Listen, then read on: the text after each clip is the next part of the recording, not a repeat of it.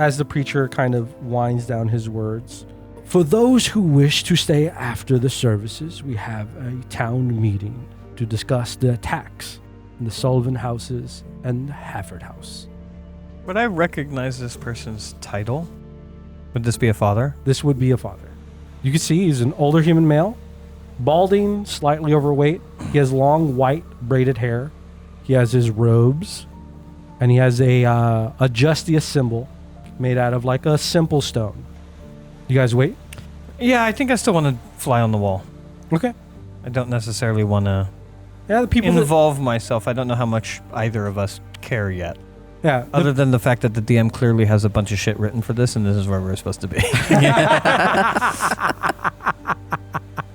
What? No way. I don't know what you're talking about. Don't want to go looking for a noodle shop? Yeah.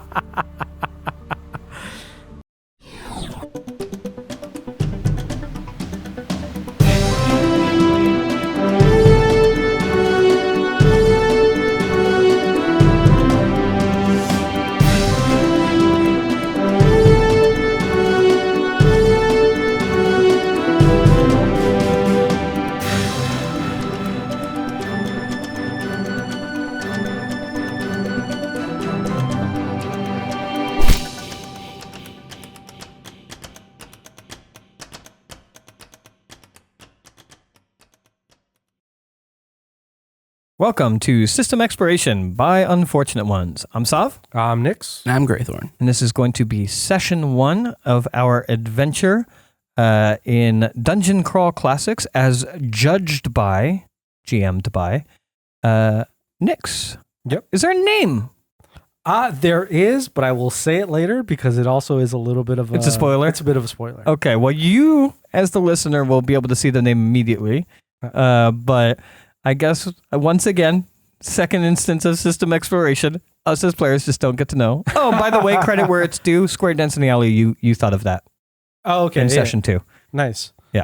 Anyways, so, Dungeon Crawl Classics, level 1 adventure. Take it away, Judge. I don't know if this is maybe the most appropriate part to do it, but also I wanted to clear a couple things up from session 0, which is I said that cleric can do spell burn. Cleric cannot do spell burn. Yeah, it's only wizards. There was, I think we already cleared up the thing with the deed dice, where deed applies to attack and to damage. Yep. I'm trying to remember. There was something else where I got wrong in session 0, but I have one. You had told me that my lay on hands also adds personality, but it does not. Luck. Oh, sorry. Also adds luck. Yes. Yeah, but it does I was not. wrong about that. Also, I think the lucky sign that you roll for your level 0 character, that never changes. Yeah. I may have also said when you die that the person who checks on you, they roll to see if you're alive. It is a player who's dead. They do their luck roll to see if they are alive or if they're dead. Okay. Just a couple little things to clean up. I'm going to forget everything and just roleplay like it's any other TTRPG. I mean, that is exactly what's going to happen. I didn't practice the voice, so we're just going to get a shitty voice. No, we'll go with what we go with. Oh, I'm going to give it 110. I got a little bit of an opening narration for us Sure. for session 1. If you want Is it ambiance or tension? You can give me ambiance. So I'm not going to open with fucking tension. Open with tension. Bum, bum. It's Delta Green. All right. As the events of the day flow into tragic memories, the remaining villagers gather in the center of Collinsport. 2 villagers remain that were seen as community leaders. They take the center of attention of the gathered town, calming nerves and giving direction to the lost. While survivors have chosen to leave behind the stains of events of that frightful night, the leaders guided those who remained to gather the bodies of the fallen and the undead and burn them in the rites of their gods. The leaders also gathered what goods and wealth remained unclaimed and divided them among the living to take them on their journey to their new lives. They organized the town to repair and build carts and gather food for traveling. The actions of our group, the new gifts given of Justicia to Esper, and some villagers seeing the group in the bell tower after the ringing has caused word to spread that they were the ones responsible for the end of the undead night. Many villagers showed gratitude towards the group, who ended the undead night by offering them what they could as thanks. It'll be in a little bit of explanation why you guys got your wealth and your...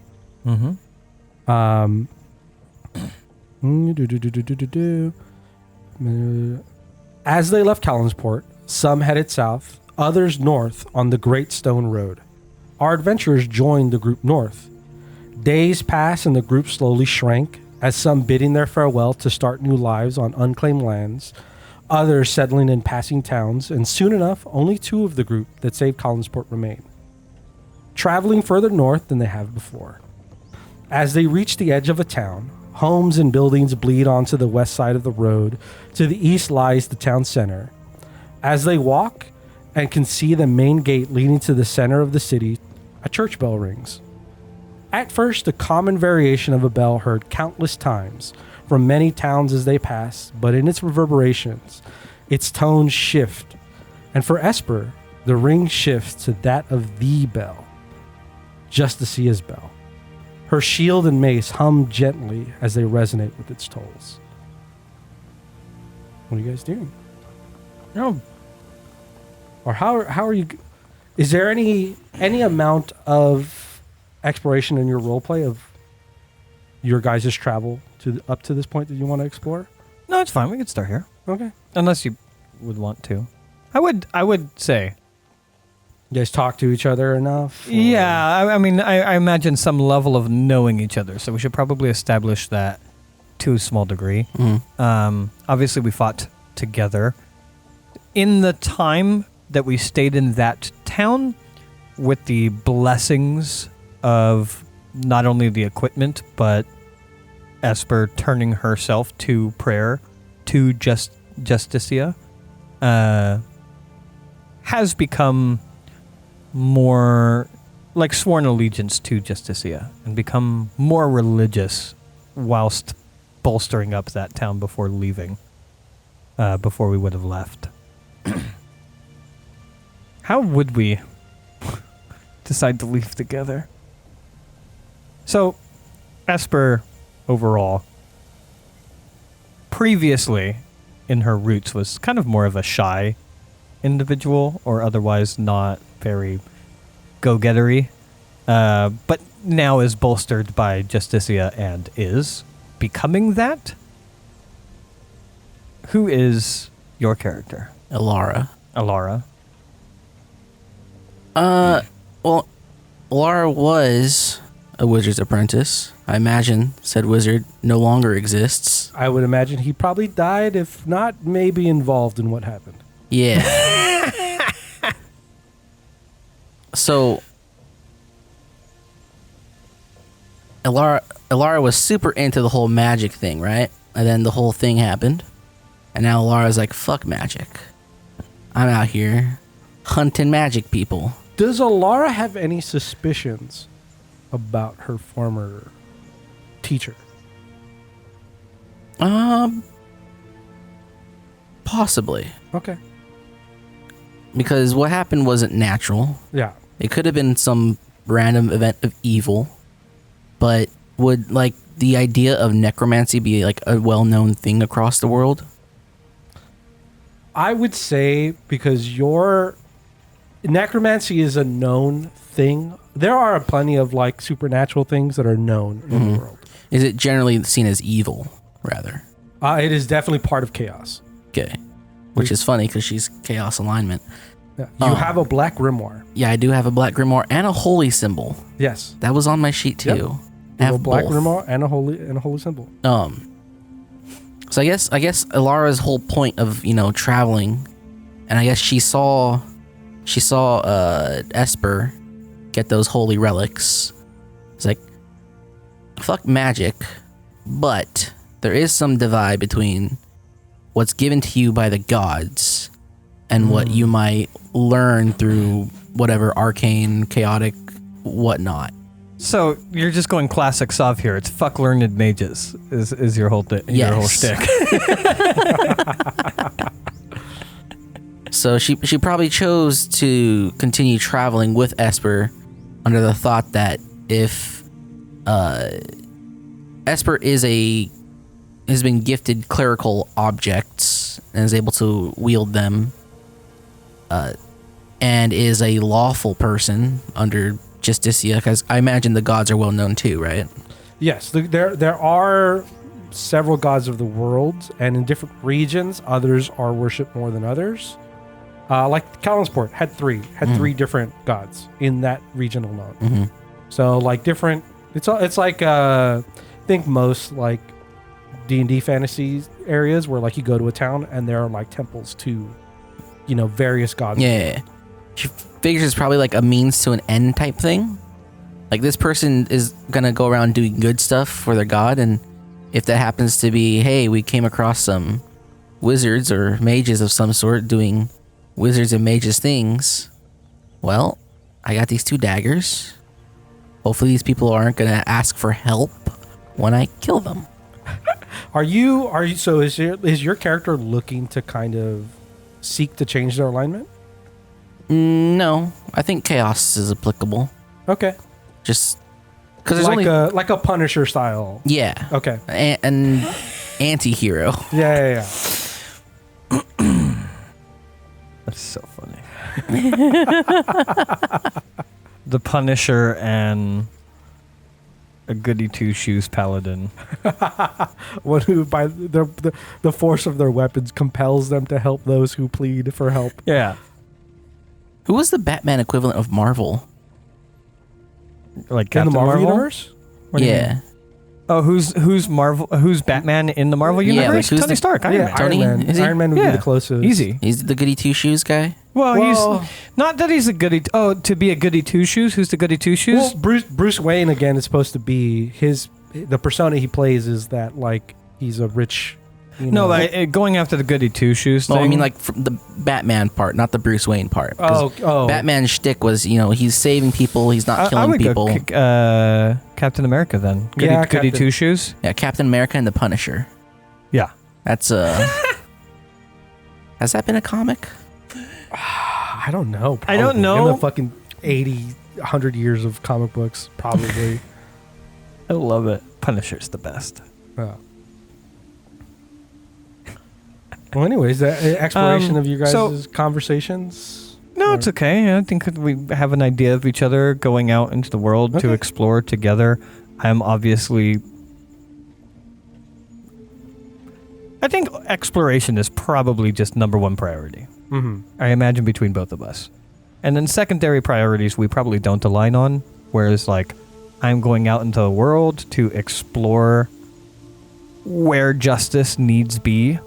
And You're going out there world to find people who needs help, yeah. and I'm going out the world to kill the things that the people need help from.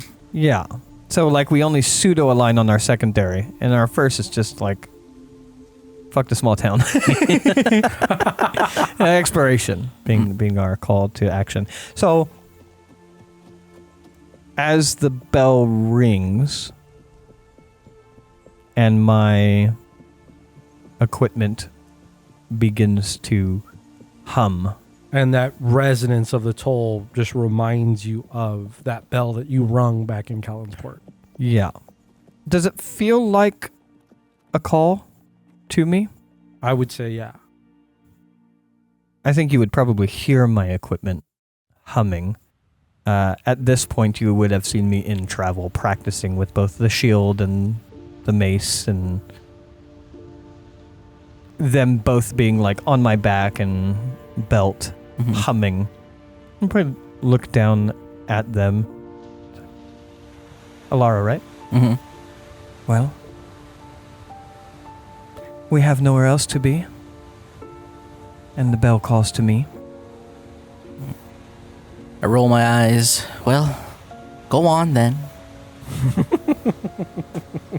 I will give you a very knowing smile. I know my prissiness annoys you. Or my goody two-shoesness annoys you. But also I know you're willing to go. As I will turn in the direction of the bell. Okay. Looking out into the city. You guys begin to walk into the city, kind of past its main gate. You will see a welcome sign to the town of Shulton. Shulton? Shulton. You guys begin to walk it, cobblestone streets. This has very classic European medieval, mud plaster with exposed wood. That kind of single, lower level stone, higher level of that wood and plaster. A lot of stone tile roofing, some thatched. You guys continue to go towards the bell, kind of a little bit closer to the heart of the city, not quite the city center. And you hear the kind of ending tolls of the bell. You see it's a temple. It is a temple to Justia.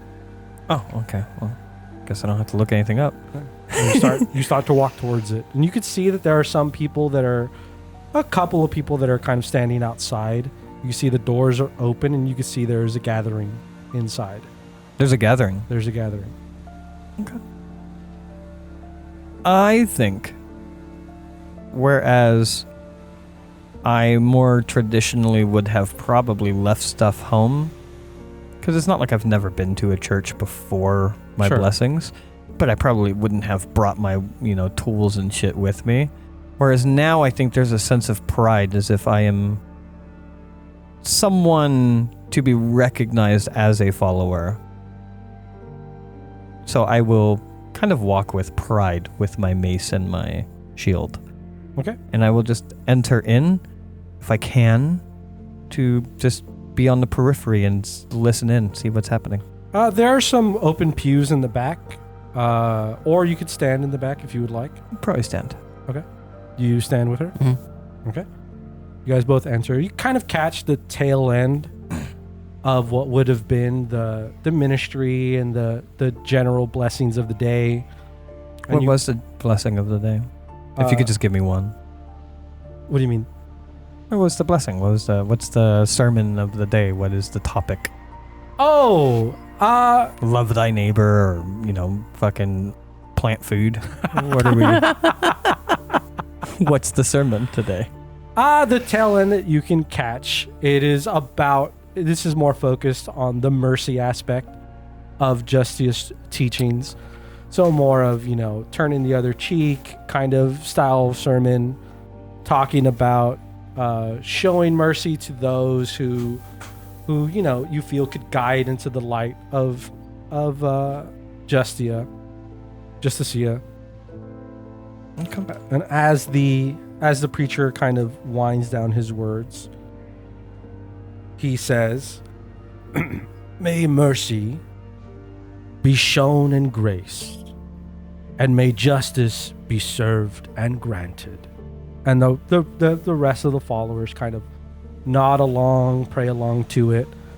And he stands there continuing. He's like, "Well, for those who wish to stay after the services, we have a town meeting to discuss the attacks that have happened in the Sullivan houses and the Hafford house. So anyone who wishes to stay and discuss and talk, please be mindful and stay and join us in that conversation." As he says that, people begin to chatter and begin to leave and get up and hug each other, grace each other. They're kind of like people beginning to leave the sermon and people staying for the town gathering after. You guys stay? Would I recognize this person's title? Would this be a father? This would be a father. This would be a priest. Come. You can see he's an older human male, balding, slightly overweight. He has long white braided hair, going around kind of like the crown of his head, the balding top, the crown of his head has the braid going down. He has his robes, and he has a Justia symbol hanging from his neck, made out of like a simple stone. No metal, it's not gold or silver or copper. It is a stone symbol. You guys wait? Yeah, I think I still want to fly on the wall. Okay. I don't necessarily want to Yeah, the people involve myself. I don't know how much either of us care yet. Yeah. Other than the fact that the DM clearly has a bunch of shit written for this, and this is where we're supposed to be. What? No way. I don't know what you're talking about? Don't want to go looking for a noodle shop? Yeah. But as you guys wait, people that do remain kind of get a little bit closer to the front. So it's kind of like more of the front of the church is the majority of the people get. There are a couple of people that are kind of in the further sections that you guys are, so you're not left alone back here. But the father begins to address the crowd as kind of everything kind of slows down. Well, we are here to discuss the attacks that have happened over the last 2 moons. We would like you to know that we have... did he say attacks? Attacks. I thought he was talking about a space tax that has happened onto these houses. No. And that's why I was like, I don't know how much we care about this, to be honest. No. Attacks. Okay. Taxes. I'm not changing my action, but I am clearly more interested than I was previously. So we're talking about the Empire's role in taxes. I thought maybe you were going to have bureaucrats. like a town meeting. It's important, right? So I thought maybe it was going to be like an oppressive government is overtaxing its people and we can't maintain blah, blah, blah. Please let Justicia send a warrior onto us for aid or something, something along those lines. I did not hear a tax. I heard a tax. You're fighting the How tax much we man. care about all that. As the father stands up, talks about the attacks, and he's, here we have our dear friend and our great community organizer, David. And he points, and there's somebody who gets up, and a senior, older male, bronze skin, white curly hair, walks up to the, does a little bow to the priest, walks up to the crowd or to the front of the church, and he talks about, yes, so we have gathered our resources from what the community has given us, and some of what we have in our coffers. I have talked to Trina. She has survived her ordeal. Granted, she is in a sorry state, but we are very well aware that this is definitely the return of the werewolf. They have attacked again. This is the second home. We have no reason to think it is something else. Let me see. She gave us enough insight about what has happened, and it is up to us and it is up to our duty to do something to help protect the town. We are going to revivify, or we're going to bring back, a long lost and old tradition of the Silver Knight Patrol. I have gathered with our dear captain of the guard, Miss Lauren. She has taken her time to look and find any resources that are left from the old Silver Knight Patrol, and she has designated Julius Rykard, an old knight, to be the leader, to be the commander of the Silver Knight Patrol. They are fully willing and capable of gathering those who have volunteered to help and to help us in this situation, to deal with this problem. I know we are only a week away from the next full moon. We have prepared as much as we can, but any additional resources, any additional volunteers that are willing to help, any additional donations of silver will be much appreciated. So please do not panic, do not worry. We are doing our best to make sure that no one else is harmed in this incident. As he kind of bows his head and kind of gives it back to the preacher again takes the floor. He announces to everybody that thank them for their time, and if they have any questions, feel free to ask those who have gathered, and to, if they are again calling for additional donations and for additional anybody else who wants to volunteer. And people begin to talk, and it seems like it is now a free-for-all, free-form conversations. Breaking into free form. Yeah.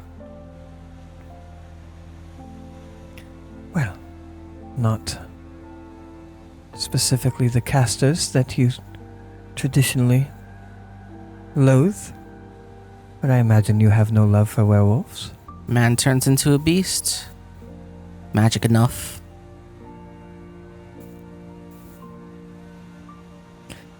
I imagine it would pay as well. I imagine so. Well, I don't intend on becoming a silvered knight, but perhaps to be silvered and lend aid would be... I'm trying to think of the word. Appreciated. Should we speak with David? Oh, I should probably narrate that. Yeah. Ilaria picks her hand up and just sort of points the way. Esper will just smile at your elegance. I think it's the type. It's like having a cat, where like the way that Esper looks at you is like, you're not kind, you're not polite, you're not very elegant, and she enjoys all of it, despite what she is. Yeah, we'll go over and speak with El David. He is talking to a couple of people, but as they walk away, I imagine you walk up to him. Again, simple clothes, robes. He seems to be holding kind of a wood staff that he's kind of using as his walking stick. Kick it out. He looks as you approach, and he gives a big wide smile. You can see there's teeth missing. He's in probably late 60s, early 70s, pretty older gentleman. Looks as like, greetings. How may I help you? Well, I understand that it is you in your town that seek aid. As a follower of Justicia, I would lend it. Do you like show? Do you? Yeah, I suppose I flaunt? have a holy symbol. I am glad that she has graced us with your presence. Well, I am lucky enough for her to have graced me with hers, and I will then, tap on the shield, tap on the hammer. Wonderful gifts, wonderful gifts. Well, how would you like to help? Do you have silver you would like to donate? Do you have... No, I would lend my body to the cause. Understand that you have an organization, the Silvered Knights. I imagine that is with the intent of confronting the werewolf directly. Yes, that is part of it. Is they will be the ones on patrol, especially on the next moon. They will be patrolling the outer perimeters of the town, and hope to stop any potential attacks. He kind of points over to the named gentleman, Julius Rykard, who is over in the corner. Let me see what description I gave Julius Rykard in his look. Ding, ding, ding, ding, ding, ding, ding. Rykard or Crykard? Rykard. I heard it both times, Yeah. but two different ways. Yeah. Early 30s, bald, shaved head. And as you kind of watch, he's big teeth through a large smile with big, large black mustache.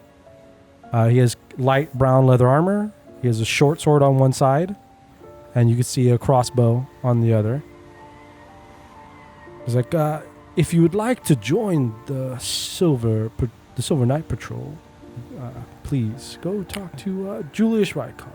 Look, He's the one awkwardly- managing the that's resources of the Silver Knights. I will bow my head slightly and say, Justicia's blessings. Just to see his blessings with you. And I will look over at Alara. Any input? Nope. She kind of just gives you this look like, we're here.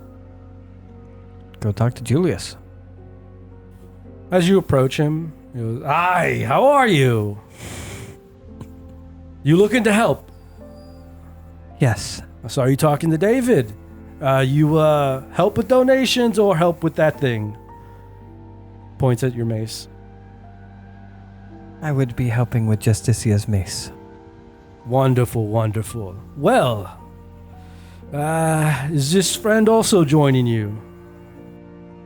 Pointing to Alara. Laura nods. Intentionally not answer for you to make you have to interact with people. Laura nods. What, do you use your weapons displayed? Probably have like one on my waist, like just a dagger. Okay. Is that thing magical or silvered in any way? Needs to be silvered, I suppose. All right, we can get that done for you. We have a great blacksmith and a great alchemist who have volunteered for helping us out in getting things silvered. Might we have a name for the blacksmith? Yes. What did I name him? Smitherson. It is Jim Smitherson of Smith & Company. No, Tom Julian. Fine young dwarf. Does great work. And then Channy is our alchemist. But Tom should be able to deal with Channy. Get the weapon etched, and she can silver it. Are you looking to go out on the patrols too?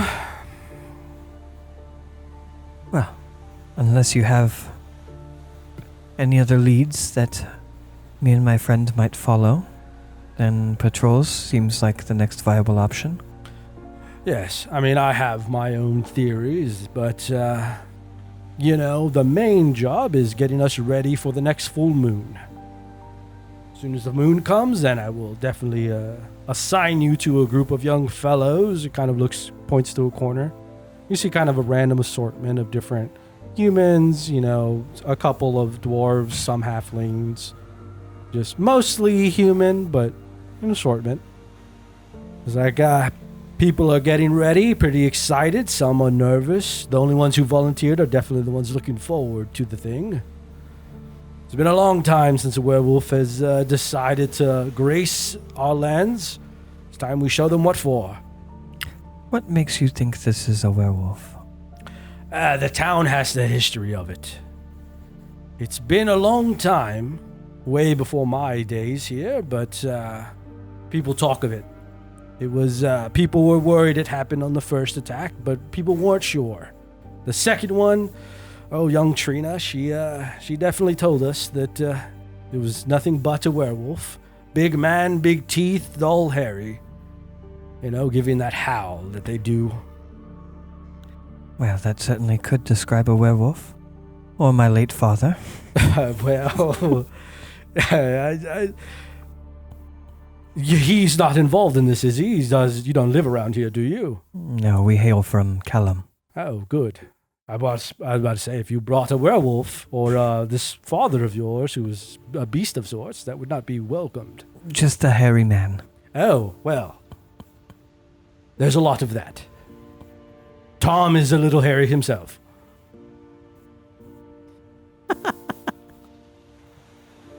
Is there historical record of the previous werewolf attacks? There is some level of it. You could see our librarian. I believe her name is Fillion. Let me double check the DM's notes to make sure that it's correct. You know that it's a clue when the DM has a They check their name notes? right out the fucking gate. No, before checking the notes, just like, by the way, this is the name of the person that you asked for randomly. And it's like, oh, you didn't have to look anything up? You didn't have to you didn't sit there and go, and her name is... That's a clue. That's a lead. Or they just don't have a name at all. Or and they just came up with one right on the spot. Or I have a list. That's impossible. No DM could do that. Or I have a. Why is everyone in this town named David? I have a list of names. Why are all the last names in this town W's? Welcome, Godric, Godfrey, and Godwin. I am a creative writer. You said you had theories? Well, yes, I mean, it's everyone in this town, I think, as soon as they hear it as a young child, have their own theories of what might be happening. All the same, I would hear them. Oh! We kind of looks around real quick. He kind of leans into you. You see that guy in the corner? You see that man? No. I think there's something underneath this town. I think there's a curse on these lands, placed by some ghoulish wizard of some kind. You know those folks. I will just turn over and smile and waggle eyebrows at Alara. Laura kind of glares at this comment. Is it obvious that you're glaring? Yeah. He goes, well, I didn't mean to offend. There are plenty of good wizards. I was, more of a joke. No such thought. Oh. Good wizards. But I have not seen them myself, but I've definitely heard stories that there are catacombs under the town, and I think maybe in those crypts and graves there are something there, some maybe lost relic of some kind that is doing some sort of werewolfery somewhere.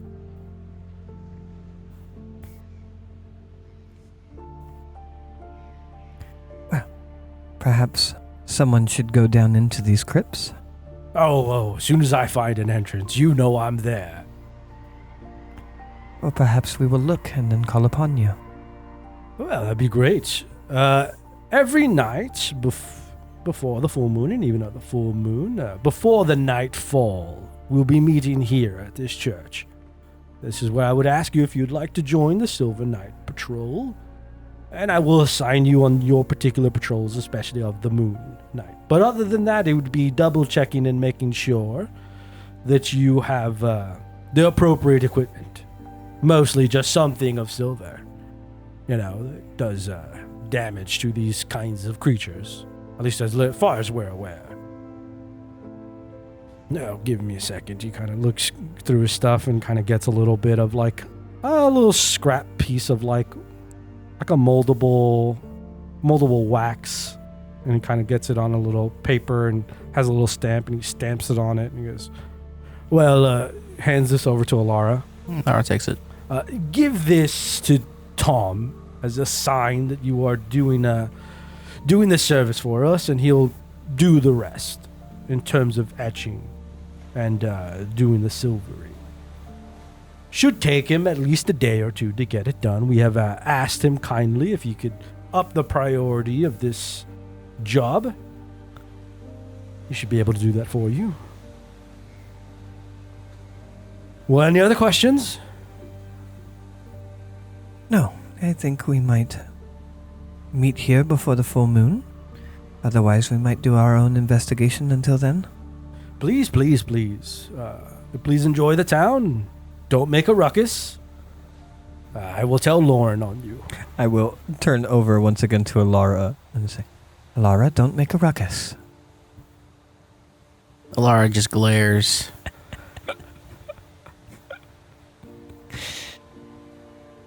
Justicia's blessings. Yes. Nods. All right, I deem him now unholy. I turn unholy against him. Wouldn't that be a funny fucking shot in the dark if I just you know what would solve this problem? Turn unholy in the first church that you send us to, and then you're like, oh shit, the baddie is in here. And then it's like a critical success. I am the werewolf. Just some random guy, some skinny little, dirty, scrawny dude in the corner, screaming his brains out, trying to get out. Yeah. So, I'll probably exit the church. Sure. If there are candles or anything, I might say a little prayer. asking for guidance. I'm not truly calling upon the divine, more just general prayer before we depart from the church, getting out on the street. Thoughts? Windbag and a bracket. What? Never mind. Well, I think we most certainly should have our equipment silvered, if we can afford it. Perhaps that stamp will help. I'm hoping. Can't say I left town with much. And then, I'm not sure. You spoke of catacombs and libraries and a victim, young Trina. But beyond just waiting for the full moon, I'm not sure what we should do. Above table, I'm just playing into my unintelligent stat. Sure. Absolutely have a plan. Well, should visit the blacksmith first and get this done as fast as possible. After that, I suppose a library is a good idea. If this thing has happened before, there should be some record of what happened when it happened.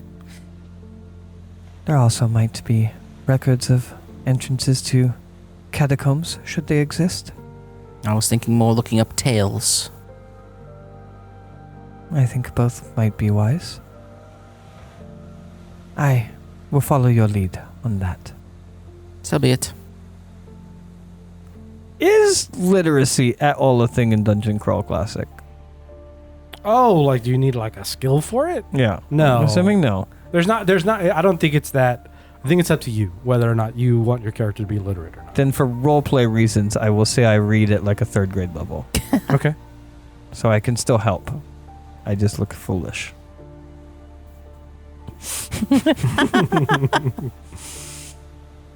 Sure. So, off to the Blacksmith? Tom Julian Dwarven Blacksmith. I will say that part of some of the missing parts, you would have asked for directions to Tom Julian. Or asking somebody in town. I don't know. Not that smart. All right. You guys begin to head off in a direction. And I'm just listening. I'm just listening for ting, ting. you have sorry. How big is this town? It's a pretty moderate sized town, like definitely bigger than Collinsport. Callum? Collinsport. Colin? Yeah, sorry, it was Cowlinsport. It's like Cowlinsport. Definitely bigger than that place, and that was like a big trading center. So it's a pretty big size area. You can definitely see again when you were here. There was like the town had bled into the opposite side of the main road that you were on. Mm-hmm. So like it is a big town, but it has expanded. Okay. So it's been here. Probably getting a little bit closer to the town square. Eventually, just in one point where we're just standing there looking around, I'll just tap on my shield a little bit, like nervously. I'm like, so how do we find the blacksmith? Just to give you, you guys were also, got here to town near the end of the day. So this was like end of day service that you were here. Okay, so it's evening? Yeah, it's evening. Yeah, still. Go talk to a blacksmith. Yeah. Look for plumes of smoke. Wouldn't that be a way of... Are there people around? There are people around. Yeah. I'll walk up to someone, completely at random. Okay. Do you know Their where... name is... Excuse me. Yes. You know where I could find Tom, the dwarf blacksmith? Oh, sure. He is down this path. You go down maybe, I would say, 10 minutes. And then to your left, there will be a nice little walkway of a lot of different shoers and smithers and various tradesmen. Tom will be amongst that group. He has a great green building. He likes green. Green building. Yeah. Has he distinguishing features that we might better recognize him? He is a dwarf. Stout. I don't know if you are familiar with many of them, but they are stout men. He is a shorter man. Loves green. Thank you. Thank you. As we walk away like 5 feet away, I'm like, what an apt description. I know exactly who I'm looking for now. Are non-human races common?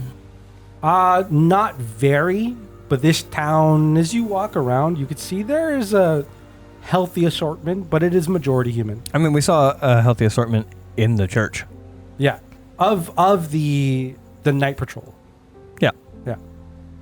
The actual goers, again, mostly. We saw at least 3 Toms in there. Yeah, there was at least 3 Toms. And not dwarves, just non-humans. There's non-humans. Oh, then 6. There were 6 Toms in there. Okay. Start heading in that direction. Mm-hmm. You head in that direction. As you get closer, a little bit of the vibe of what you were looking for. You do hear sounds of industry. You hear sounds of like clinking and clanking and like various tools being used and cutting noises. Again, this is kind of like a tradesman area that you have wandered into.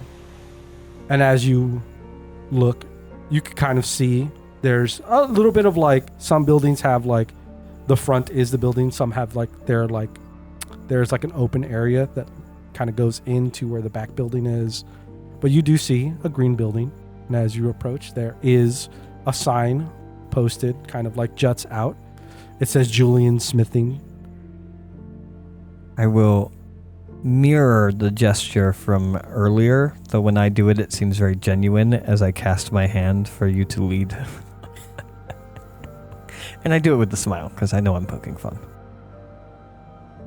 Lara's already moving before the gesture even finishes. This place has a little bit of an open area as it kind of leads to the back, and in the back is kind of the workshop, and in this like front little like carved out area, you could see various like shoeings that are there, like horseshoeing. You can see various armor pieces and like knives and stuff displayed out. I do have a question. Yeah. I guess a series. You had described to me in the session 0 that not the session 0, the meat grinder. Sure. The funnel. Uh-huh. These items that I got. Uh-huh. They cannot be removed from my person. I believe, yes, that there is some level that it is attached to you. I forgot exactly the wording. I can look it up. It's fine. Would I be able to leave them with the blacksmith? I imagine not. Let me double check that for you. Sure. It has been a minute. We can definitely take this out of the recording. And then secondary question is, can they be silvered?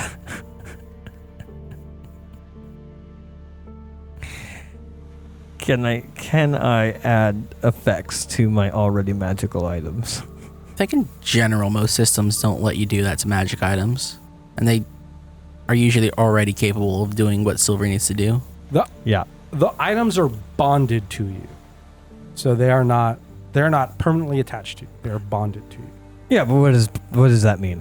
What is the mechanic of them being bonded to me? It is like attuned? Yeah, essentially, I think of it like attuned. But like I could leave them, get on a boat, and head to another nation? Yes, I believe so. And I just always know that they're out there calling my name? Yes. I think somebody else cannot wield them. If somebody else was to try to use the weapon, you would not get the effects of them. They just wouldn't get the effects. Yeah. Also, they would have to be lawful in order to even hold them, to even like lift and use them. They're like Mjolnir, but for lawful people. Yeah. Wait, so can you like Mjolnir someone, like just place the hammer on top of somebody and when they're like pinned down? You could try. D&D, you could always try. I gave you 2 immovable rods for unlawful for people that are not lawful. Technically, by the way that it's worded. That's funny. I'm just picturing like Alara goes to the bathroom in an outhouse and I just shove the shield like under the doorknob. Yeah. I just can't do anything about it. Or like tons of people are like, I can't do this thing at all. One person comes by like, what are you guys talking about? You just move it. You just move it. Stop making a big fuss. So, following your lead to Julian. Yeah. And you can hear a clanking in the back. Do I see? You can see kind of an opening. You could see furnace light, and you can hear clanking. Is the back not like the front of the store, or it's kind of like there's a bit of like an open space to a wall, that kind of has like an awning over it. And in this like wall awning, one side has a wall. There is like the accoutrement of different like blacksmithing stuff. There on the floor, there's some level of like stacks and piles and barrels of coals and some, metals and stuff. And then there's a big opening that leads to like, what would you deem like a work area? And you could see the glow of like a furnace. So you can hear clanking. You can even see in there's like various other tools and implements and stuff. There isn't like a front door. It's kind of like an open like patio space that leads to the front of the workshop. Okay. By the way, since we've entirely forgotten that we even had them, can I just have my money back for the mules? Sure. Since we've not described us hitching them or... Yeah, I forgot about it. There are no mules in this game so far. I forgot that you guys had that. I will say that in your journey, from Collinsport to here, you have sold them. Okay. And you've sold them for their value. I'll enter the workshop. Okay. As you cross in, you can see a younger, if you are familiar with dwarves, looks relatively young.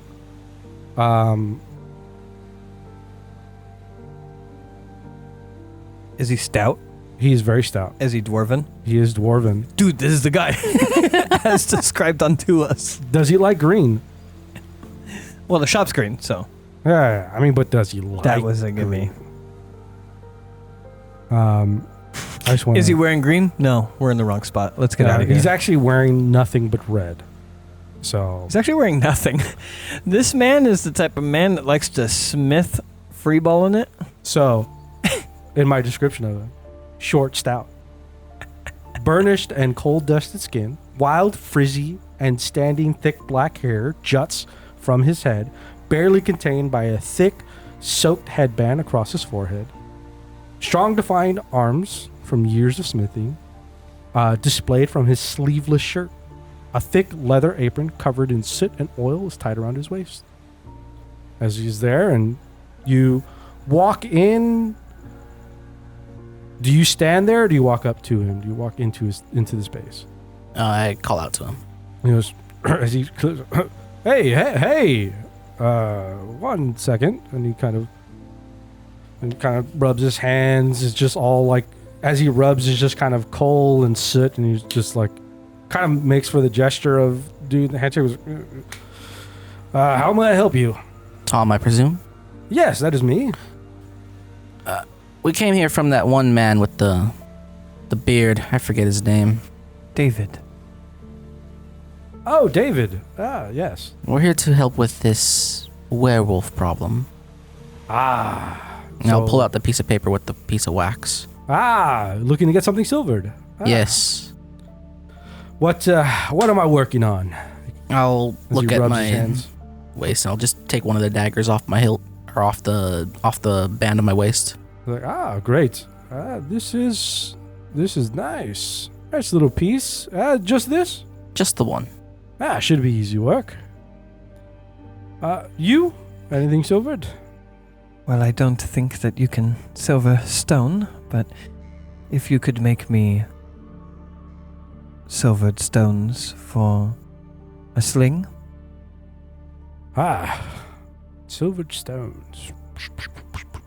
I imagine you could just melt down silver into stones to be slung. Yeah. I was like, pretty sure there's some cracked stones I could find that would work for that. You kind of need a place for the silver to soak into, Can you not just make small little silver balls? Yes, I could make them from like metal, but you sounded like you needed you wanted stone.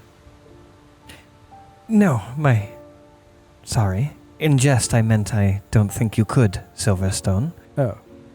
But you could make silver bullets for... Sure, you need something for a sling. Yes. Yeah, okay. Yeah, that could get done. Well, I imagine you need that before the full moon. Of course. It should be simple enough. I come back tomorrow, and I should have this ready for you. Do you need payment of any kind? No. I will request it of David and of the church. They have They've extended their coffers to pay for this work. I'll do my etchings and I'll send this off to Chenny. Chenny is the She is the alchemist. alchemist. That is the second half of silvering a weapon. You need somewhere for the silver to take, and then you also need an alchemist to Bind it. fuse it. Yes. Or else the silver would just kind of fling off. You know, it doesn't quite have an edge, and silver doesn't just take to iron or steel that easily. What if it's entirely made of silver, like a small ball? That's a lot of silver. It is. I could pay, if need be.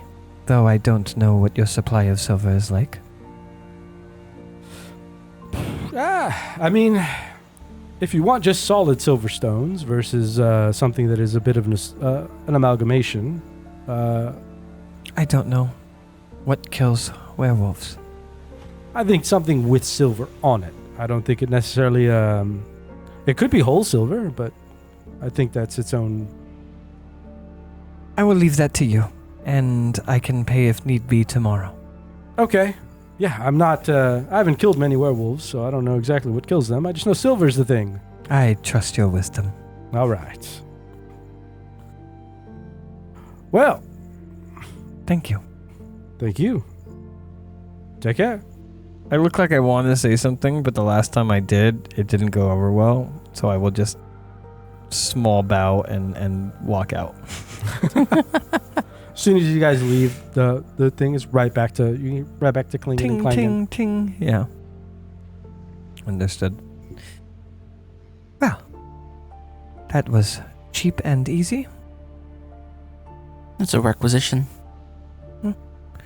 Perhaps adventuring isn't all that difficult, as the tales make it sound. One could only hope, but I highly doubt it. Well, I imagine the part where you have to take the silvered dagger and put it into a werewolf is more difficult. Maybe the shopping part doesn't need to be. She'll just kind of... It's like, why am I traveling with this person? Sorry, there's a Whitest Kids You Know skit where they're like they're like making a flag, and then they're all like putting ideas for the flag, and then it goes to this one dude, and the joke is that he just strings along this really long narrative that has nothing to do with flags, and after a while they're like, what are you doing? He's like, I don't know, just talking.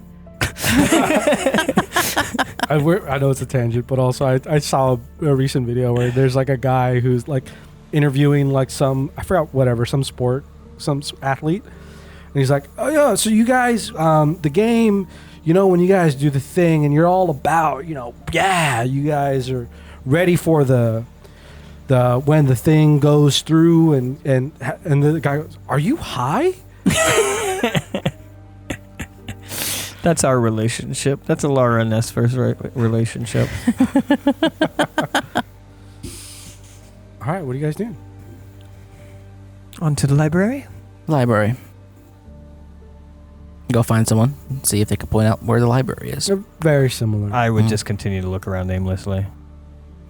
Do you, I imagine I would find it eventually. Do you follow her aimless wander, or you just let her aimless wander? I think Alara is the one that keeps us on track, is the idea. No, I'm saying like, as in, Esper went off to aimless wander, and then Alara went to talk to somebody, and then gathered the wandering Esper. Clarification. It's more like my intentions were to just wander aimlessly. Okay. Not to go around and ask people. Yeah. Esper probably goes and starts wandering aimlessly, but then notices I'm talking to a person. Like, oh, that's way easier. And then just, I feel like Esper lives her life of like why didn't I think of that? You get directed. You get directed to where the library is, and you begin to head off in that direction. You guys get there. The doors are currently closed, but there's no sign. There's nothing that indicates that it is closed. I'll walk up and check the door. Okay, you go check the door. It is open. You Enter. open it up, and you can see as you step in, it is 2 floors. Bottom floors have a bunch of books. There are several kind of candle lights, kind of like lantern lights on the little like glass with a little candle in there. It's not very well lit, but it is lit enough that if you were to be close enough to one of these light sources, that you'd be able to see what you're reading. There's a main desk kind of to one wall, and behind that you could see somebody there reading a book. There's a young female elf, tall, lanky, with big round glasses, thin but full silver hair drapes behind her. She wears a fine set of clothes. They are tailored to her but loose. She has very sharp features. Yeah. Does she look religious at all? Not that you could tell immediately. There are no holy symbols on her. I will approach. As you guys enter, she looks up at you and puts the book down, kind of stands up. You can see she has gray eyes as you get closer to her. Sorry to interrupt. Yes. We are with the Church of Justicia to handle the attacks. Oh, yes. Do you have perhaps any historical records of any catacombs or something beneath the city? Oh, catacombs. Or tunnels or sewage or... We have some old books about the city that maybe you can find such things, but I do not know of that directly. Let me see. She kind of stands up and starts walking towards one of the bookshelves. Kind of, depending if you're following or not, her voice would get louder if you aren't following. I'd follow her. She kind of looks through and she's picking one book and then another and then another. And she kind of walks back with you to a table near a light. And she goes, if you're going to find anything that related to catacombs, there are some books here talking about some of the early designers of the city, some explorers of the area. They might have some discussions of catacombs. There are some religious books that may discuss it. But they are, if they are here, very, very old. I wouldn't know how to exactly approach how to get to them. Get to the books? To the catacombs. Oh. Are there catacombs? I am not very aware if there are any. There might be. It is an old city. A lot of old cities do have some form of a catacomb as a grave rites or death rites to their religion. At least one's practiced at the time, but it's hard to say. I'm fairly new to the city, so I do not know if there's anything. Are you well versed in history? I dabble. I like to read. Do you know if there are any tales of strange sorcery? Strange sorcery? Yes, perhaps corrupt or otherwise evil casters that maybe went into catacombs beneath the city. Oh. Curses and things of that nature? I don't know if there's anything directly like that outside of maybe some fictional writing. We could pause for a moment. Yeah. Alara, you can interrupt me at any time. I'm just going to keep asking. Alara is just watching you flounder about. Yeah. Talking. Other than fictional writing of devious and malcontent wizards, they're not... There are some of those in history, yes. There are relevant... Here? No, just in history of tales of devious and chaotic wizards. But I don't know of any directly associated with this town. I think you'd probably just keep stringing on that type of question. It's very clear we're going to have to read books. Sure. But I think she would just keep kind of asking those questions and like, are any of those fictional Sure. tales related to this location? Anything to do with werewolves? Blah, blah, blah. Otherwise, information the librarian probably doesn't have. Yeah, she will give her best attempts to like try to guide you in the direction you're asking of like wizards and known stuff about like corrupted magic or anything like that in terms of like trying to help you in this line. And every once in a while she'll go to the different books, like direct you or try to find something. She'll be like, oh maybe, and then she kind of walks off and grabs a book and puts it at the table. Like she's trying to help you. As things start to pile up, I think eventually I would turn to Alara, looking almost a little bit nervous at the undertaking of all these books. Well, you are the one with a history of scholarly activities. Kind of just looks at you unamused. Curator, Yes. do any of these books have to do with the history of the town, or maybe anything that involves important figures or local lore? Some of these about talking about the designers of the city. They're all passed down information. There's no direct sources. The city is rather old. Some of their admirers, but none of these directly talk about the lore of the city. They're more of the potential underground nature of the city.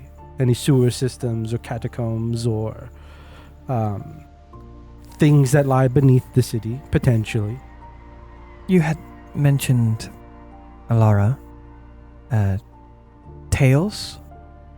Did you mean by chance like maybe children's tales of werewolves and creatures of the like? Somewhat. I was thinking more along the lines of, are there any records maybe kept or written about for the previous werewolf attacks? Of those, as she kind of like wanders with you and kind of walks with you, you can see there's already a table that has several books already on it. A couple that are open, and then a scattering of different like pages and books, and there's like a thing of like ink and a quill. It's like, yes, there are some of these books here that have talks about the nature of the werewolf and various incidences that have happened in the past, and stories and regalia of the old Silver Knights. I hear they're bringing them back. I don't know if you are aware of that. Yes, we come from the church. Are you curious about the werewolf, or is it, are you helping? Turn undead. I'm just kidding. Ooh. We plan on helping as much as we can. Now, when you mentioned the book about the designers of the town, does that involve the founding or the founders or anything like that? There's no direct word from the founders. I don't have anything in this library of that age.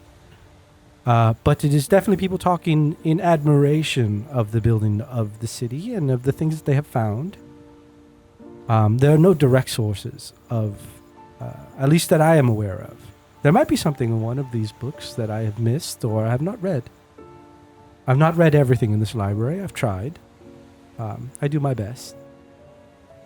We do intend to help, and we have come directly from the church.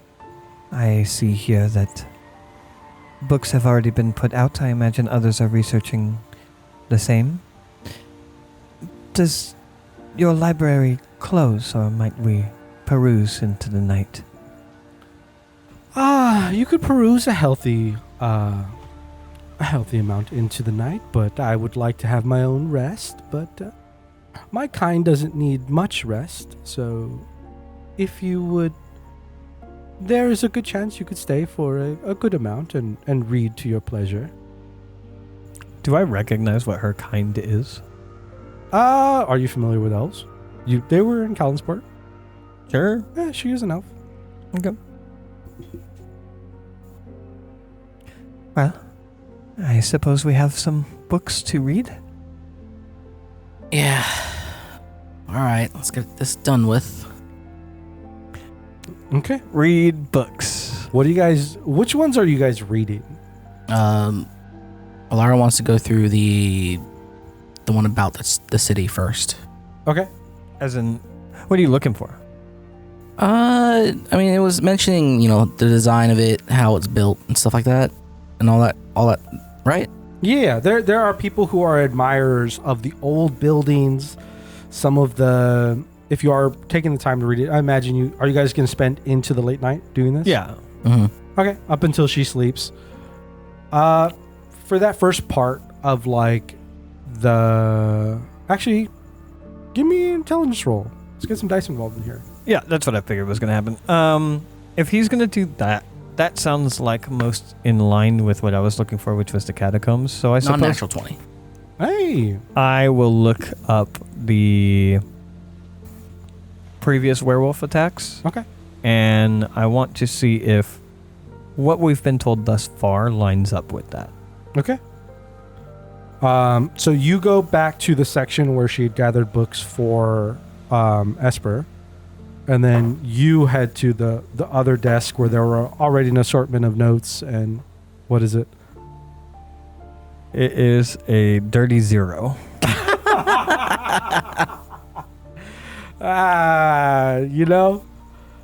It is. It is what it is. We'll cover Alara's exploration first. As you're kind of spending your night going through this, and you're reading through it again, a lot of this stuff that you're reading is from one of the books is from an architect of his time, so it's maybe 100 years old, and he's more of talking about his admirations for some of the older buildings, because some of these buildings are hundreds of years old, and even the layout of how the initial layout of the city, how well designed it is to send and move traffic through it, and even the capabilities of the designers for the initial layout of the sewers and how some of it has been extended.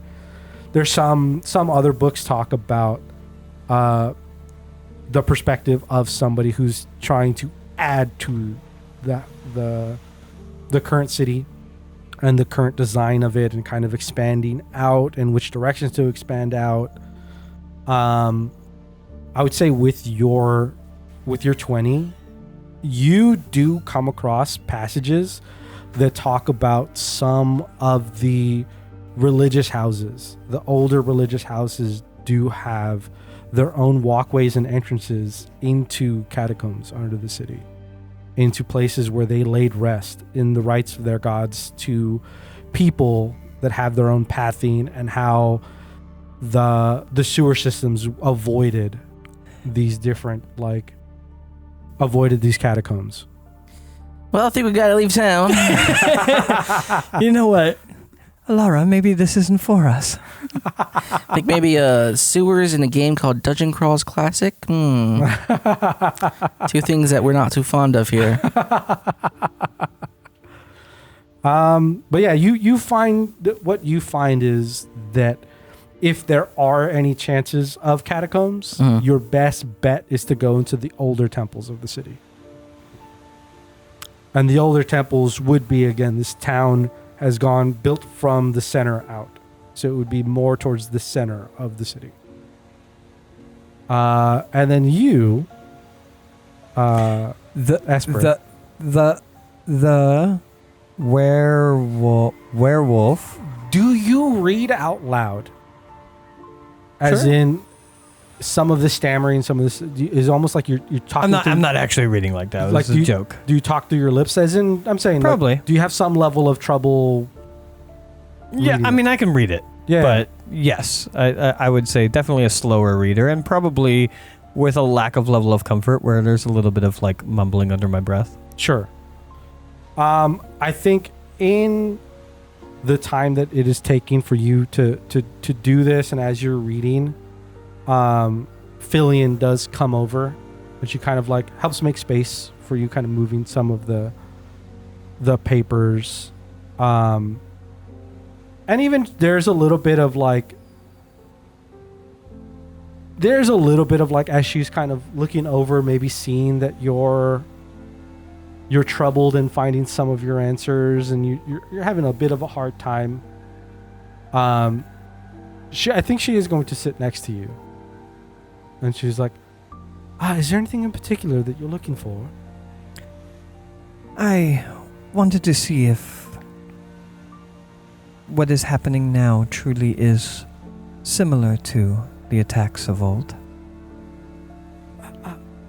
I've had my own curiosities about it, as she kind of pulls one of the papers that was on the table and slides it over, and she's kind of pointing at a couple of different things.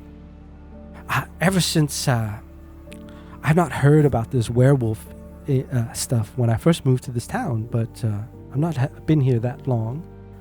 I've only gone on closing to my 20th year here, so it is not something I've heard about before, but I have found in some of these books, not that one in particular that you're reading, but in this one here, that it has been some time. It has been several generations since the last werewolf attack. By my calculations, it's almost more than 70 years. But that is the last establishment of, she's kind of pulling more stuff, the Silver Knight Patrol. It's a tradition in this town, I guess. It is. They speak of it being assembled many, many, many times. And this is the last group named here. She kind of shows you different, like, a set of writing that she has written down of, like, Do you names have of the people. names prepared or no? No. It's fine. Yeah. Okay. Just curious. Yeah. She has, like, a set of names there of, like, people and names and what they accomplished. You know, there are some people that were exalted as members of the Silver Knight Patrol. And as she kind of points and looks through, there is a surviving member of the Silver Knight Patrol. He is a very old gentleman, but he is still in town. Sir Robert. Him and his family go back a good way into this town. He has his own little farmstead to the south of here. But it seems to be there doesn't seem to be any sort of regularity in these attacks.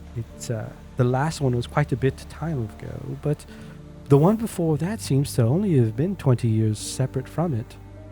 And then the next one that I found was maybe 50. And then another that was 10 years.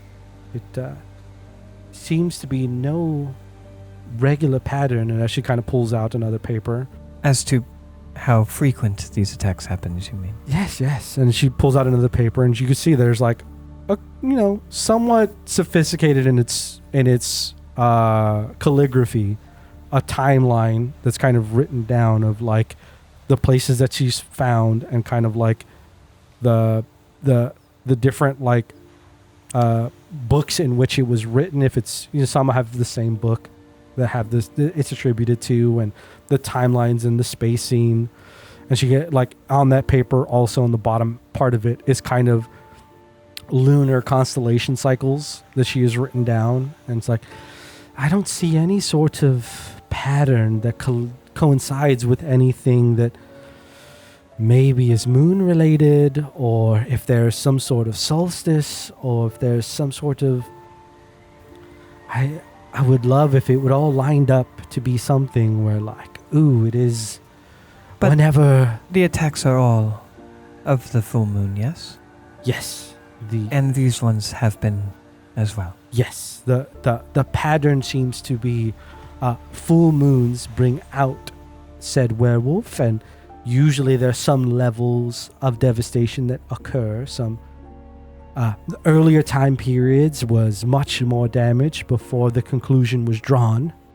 And then the establishment, and she points out, the establishment of the creation of the Silver Knight Patrol people seem to regularly and quickly get under the assumption of the werewolf attack, and they gather townsfolk and weaponry and get prepared for battle. And they dispatch what is the next occurrence of a werewolf.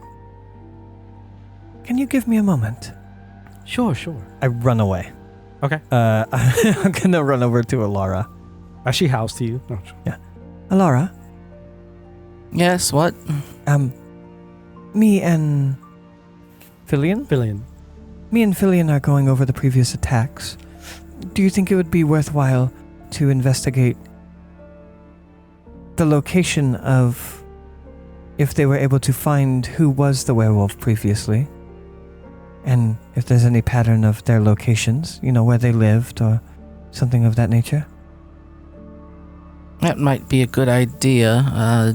I assume I've read through everything that I've read through by now, yeah? Yeah, you've done a good skimming, and you found the parts that are relevant. You kind of put those books aside as soon as you found something relevant. Kind of skim through stuff, and you're like, for the most part, you found your information. It's been several hours at this point. Sure.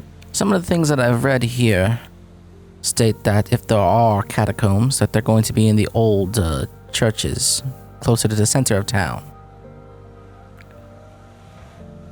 Well, maybe. If we know the origins of those who were cursed, and those were in the center of town too, that might be a clue. There would be a clue. Okay. Did they ever mention where the other two people were, or the other two houses were?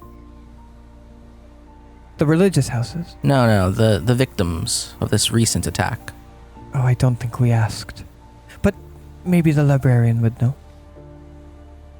And then I will smile at the fact that I've had a good idea, and then I'll run back over to the librarian. And she's kind of looking over the notes that she has. She I looks. conferred with my friend, Mhm. and would you happen to know the location of where the other victims lived? Or actually, all of them? Historically? No, from this attack. Do you happen to know? Yes. And she kind of pulls out, kind of going through her notes again, pulls out like what looks like a relative like repeated drawing, but still, again, the handwriting on this is pretty great, of a recreation of like a general map of the Sure. city. And you can see there are kind of layers to it where like it looks like there's a smaller version of the city, and then like kind of rings. And you can see there are already several like markings and like X's and circles and different things on this map. She kind of looks up, it was the Sullivan house, as she points up. And it's kind of in the northwest of the city. And the Central city or extended city? The outside. Okay. And which one? That was an old one. It was the Haffords. The Haffords are northeast. So the Sullivans are a northwest, and the Haffords are a northeast. And Trina? Trina is Hafford. So only 2 houses were attacked. Only 2 houses. One house got attacked 2 moons ago, and the Haffords were the victim of the most recent moon. Understood. In your studies, I imagine those that were cursed were eventually slain, and then perhaps knowledge of who they were before the curse might have come to fruition. Do you happen to know of their origins? So the werewolves themselves, where they lived? Some of these talks, some of these explanations of these events that have happened, some do not seem to credit a specific person. Some people talk about the suspicions of people, and there is there's very strong evidence of some people who went missing after the slaying of the beast, so it was drawn to the conclusion that they were, of course, the werewolf. There doesn't seem to be any sort of pattern, or... They weren't all perhaps in the center, the old town. No, most of the victims and most of the suspicions lied in people kind of towards the edge, kind of the northern ends of the town. I'll be right back. I'm going to run over to Laura and share that information.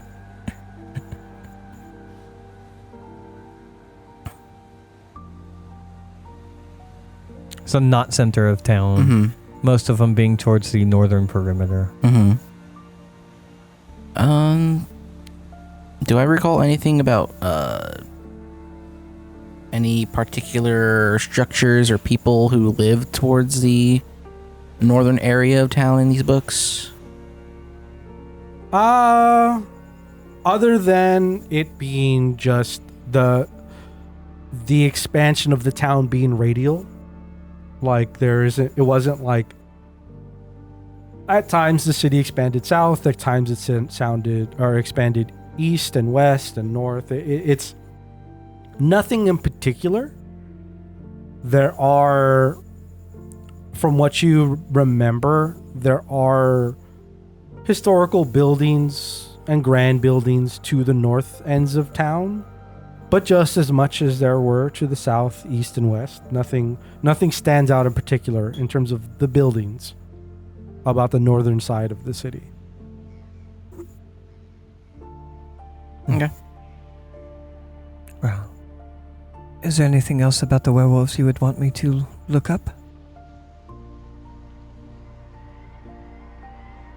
Nothing I can think of, but if there is some sort of weird wizardry at foot here, they have had to have lived in this town to have planted whatever seeds, or the town built itself upon them. Any idea when the first attack happened? I'll find out. Perhaps also if there are notable people who have lived here for a very, very long time.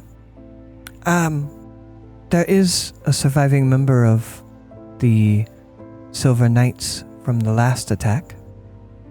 Might be good to talk to him. He has a homestead outside of the city. I'll be right back. Run. Do any of the books that Ilara has access to right now, do they mention people like at all? Like you have some like folktale stuff. Yeah, like heroes, lords, villains. As related to, because you asked about like wizards, right? Mm-hmm. Yeah. Dark sorcerers and shit, but they said not related to this town. Yeah, so like there are some stories about like specifically named and called people of like wizards and like heroes that vanquished chaotic wizards, or like wizards that existed and then vanished as if punished by gods or something like that. There are some also stories about the corruption of magic, where like there are stories of like wizards who eventually became ghouls and monsters and like abominations of themselves, and were either cast out from the city or like vanished without word. Mm-hmm. And as a wizard apprentice, I'd figure that those are just wizards who sucked at casting. Yes. You if you being familiar with wizards, you know that happens to be a wizard. You could be a good, bad wizard. If you fuck up at magic, then you will get cursed with corruptions. Mm-hmm. What about how far back does when they talk about the construction and stuff, how far back does it go and historically? The books you have access to, the actual written material, the furthest you can go is about 300 years. And in those, and even the older, the newer books, they talk about buildings that are like 600, 700, 800 years old. Mm. And those being buildings that are the ones that survived. So the origin of the city is even further than that. Mm-hmm. I'll go back to him.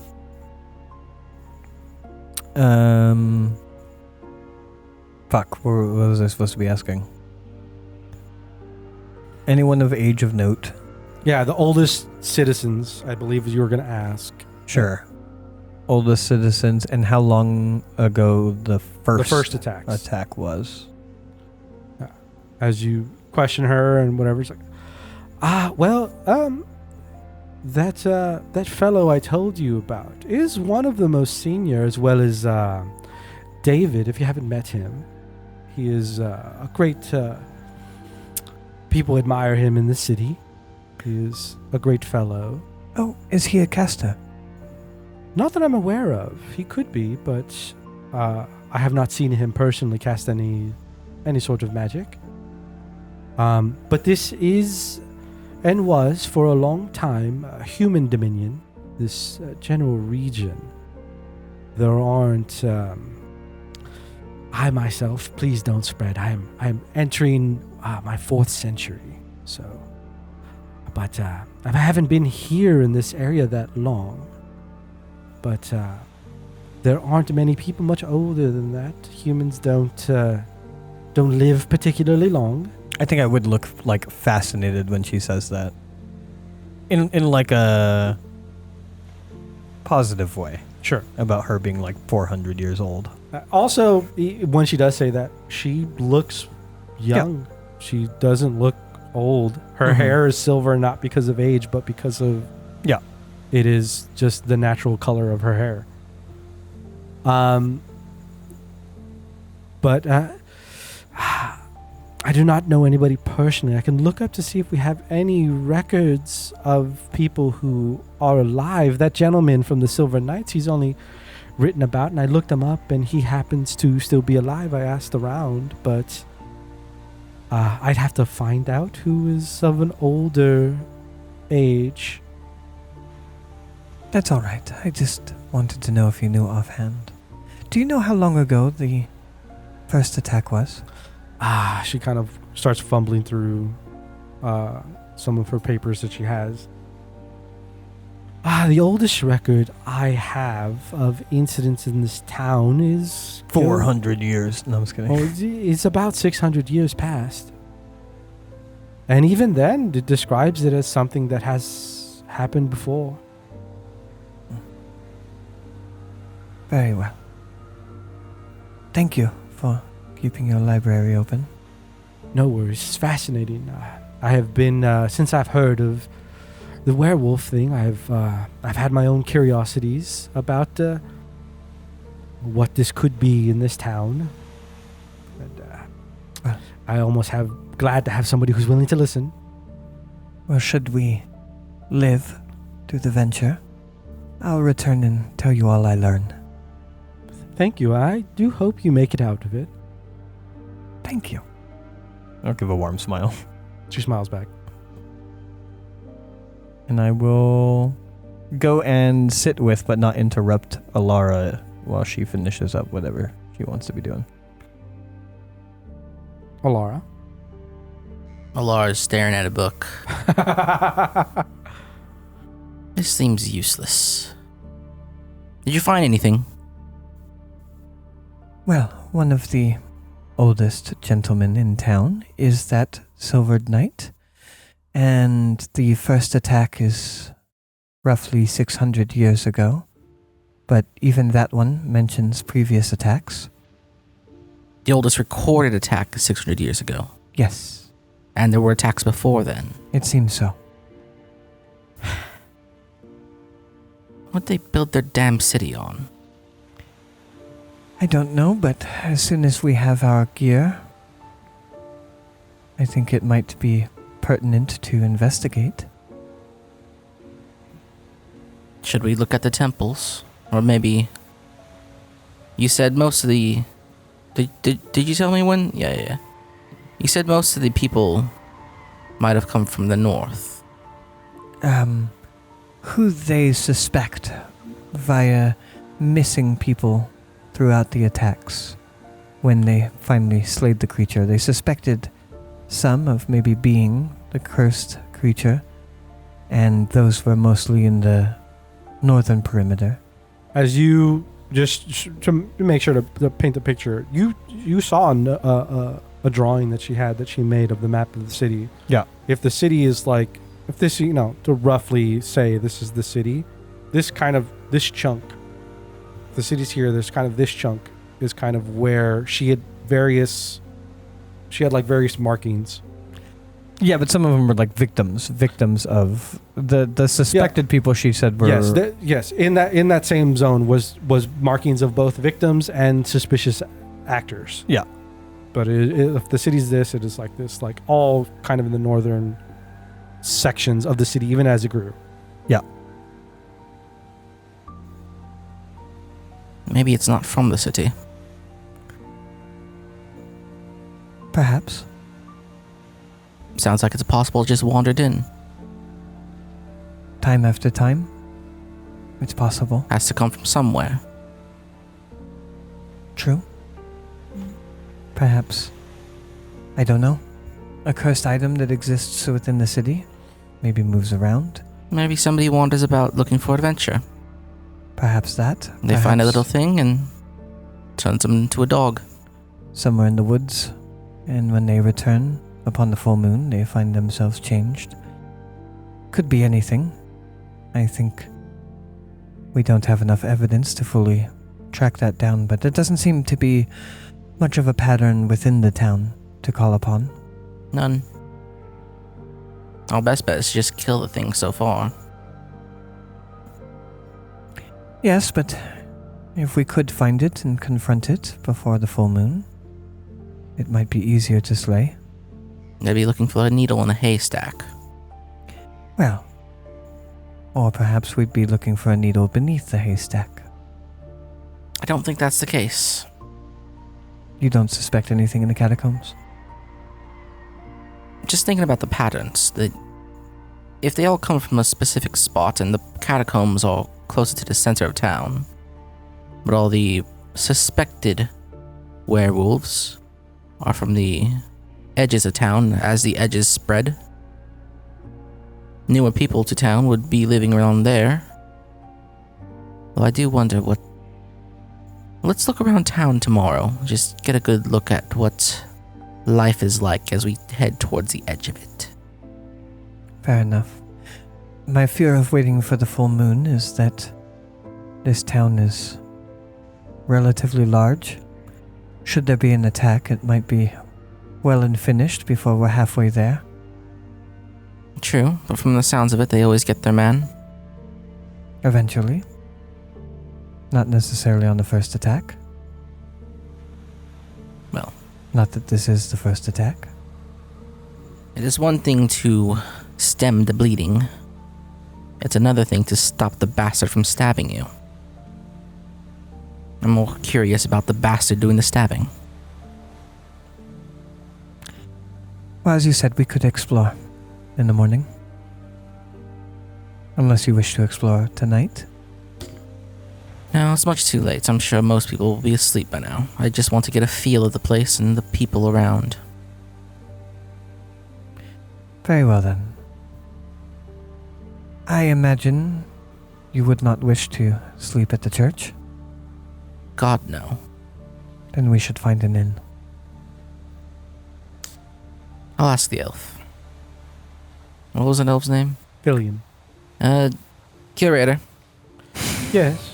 Why did you ask her name? Because it just seems out of character to actually say it. You said curator before. It's good. As I asked it, I'm like, she wouldn't say this. I don't give a fuck about her name. Would you know a place for a couple of It's travelers to respectful. stay? Yes. There is a great inn that I have heard nothing but good things from, just down the way. It is called the Night's Rest. Very simple name. But if you would like to go, there's very good beds, relatively affordable if you need it. They have cheaper options. I think we'll be fine. Thank you. No worries. Thank you, Fillion. Thank you. And we will depart and Okay. steal all of the books. And she just cast magic at you. She cast magic missile at level 8. Level 1 million. You guys exit. Yeah. Head over. There's not too far from you. You could see there's a little signage. It looks like there's a bit of a drawing of a knight laying in bed. It is a night's rest. You enter in. Sure. Get your rest. How much is a room? There are options. The cheapest being 5 copper. Oh shit! Yeah, fucking. Yeah, 5 copper's fine. That's fine. It is not much of accommodation at 5 copper, but We need a place to sleep. Yeah. Is there air conditioning? yeah, there is actually. We will rest. You guys rest. You guys heal everything, get all your spells back. Oh, it's a 5e already. The morning comes. There is a soft ringing that goes out to kind of indicate the dawn. If you wish to wake up at the dawn. And then, but you guys can move about when you feel free to and feel like you want to. Yeah. I will say morning prayers, wishing for Justicia to show me signs that may lead me. You hear an exasperated, ugh. No, just, So needy.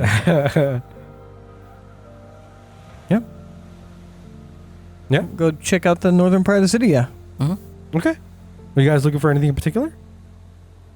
I think I'm just following Alara, to be honest. Alara, If you ask me to look out for anything, I will. Otherwise, I'll just be in general if anything stands out. Alara, what are you looking for? Kind of just getting the feel of the place. Like, how big would the city be like if you were to just walk through it? How long would it take to walk from one end to another? From like tip to tip would probably take you, I don't know, like a couple hours. Okay. I'll probably ask Esper then. Do you have any general idea where we are compared to where the attacks were plotted on whatever the elf showed you? I saw the victims. Yeah, you'd have a I for sure would remember where the two houses are. So yeah. If you made sure to one northeast, keep one that northwest. to memory, then you could relatively find a direction to go into to find the houses. That. And think about where the victims were as we pass through town. And if you feel like you notice the buildings being too different from each other, you could say that it's an era of construction that has risen. Just get an idea for that. And then really I just want to get a feel for like, what do the people look like around here? Is like the... Is this a poorer part of town? Yeah, Is does it a wealth wealthier? stand out? Poverty stand out? I mean, you can see the people all have like big teeth, long noses, and like hair and fur. Dad? No, I mean, there are definitely areas where you walk through where there is kind of conglomerations of maybe wealthier people. There are areas where there are more, it is kind of like a more housing zone. A lot of these places have kind of like a shop at the bottom where people live in. You know, it is a multi-use home. As you kind of go from the center out, there are definitely differences in construction where there are, like the ground that you're on is, you could tell that there's very fine stonework, but old stonework, and in places, in parts, you can, if you're looking out for it, there are areas where you could notice repair, where there are pavers that have been replaced or moved, and kind of like the less fine the stonework goes out.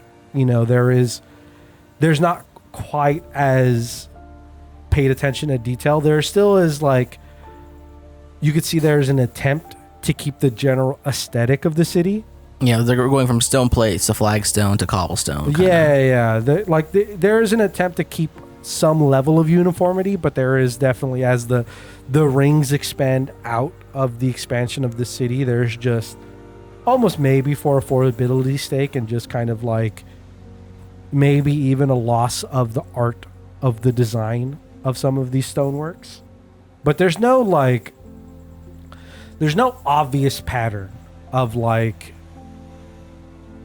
the north side is nothing but poor people. It is more of just kind of, there is the pattern of a city where certain peoples have grouped together, like tradesmen are all in an area. There have been areas where there are more shops. Yeah, districts. There are districts. There are some parks. There are some fountains. There are areas where it seems that community people gather, but it's all, there's no direct pattern other than the districts of the city. How about when we get to the edges of town? Other than the architecture of the buildings seem newer, and there's a little bit more of like room for creativity where some of the structures are less uniform. But even in the center of the city, you could spot some of it. It is less of it. There are like, the center of the city had more stonework. The outside has less stonework, but there are buildings in the center that look like they are out of place in terms of, they just look like they were constructed in a much more recent timelines. But there are some patterns of that, but like as you go further out, there are some levels of hastily constructed, but also every once in a while you find very fine buildings, very well put together buildings, and kind of around those buildings are kind of like a spattering of like more well-do put together buildings. But again, it's nothing I can think of that would be like Stand out. Other than the city expands. And once you get to the end of the city, what's the geography like out north? To the north of you is a mountain range. So you have a mountain range to kind of think of like either the Appalachian or the Rockies. Yeah, the Rockies. It's just like as you kind of look north, you could kind of see there's just a mountain range that kind of curves out to the edges north of the city. And as you get further enough along, you can kind of see out of the kind of the blinding to the landscape that happens from winding cities, winding roads. Sure. You can kind of see out towards the landscape. And there are certain areas where there are like fields, and there's people that are growing, people that are tending to livestock out in kind of the further reaches north. In what direction? Well, if you're looking specifically north, yes. In what direction does Sir Robert live? South. He's in the south of the city. Okay.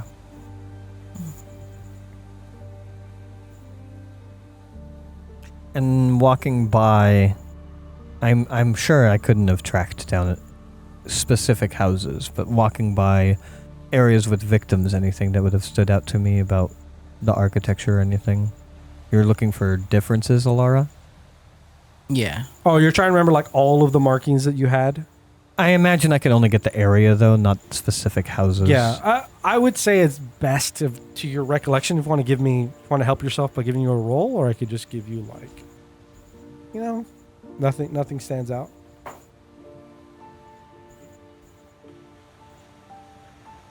What am I rolling in here? We'll do intelligence.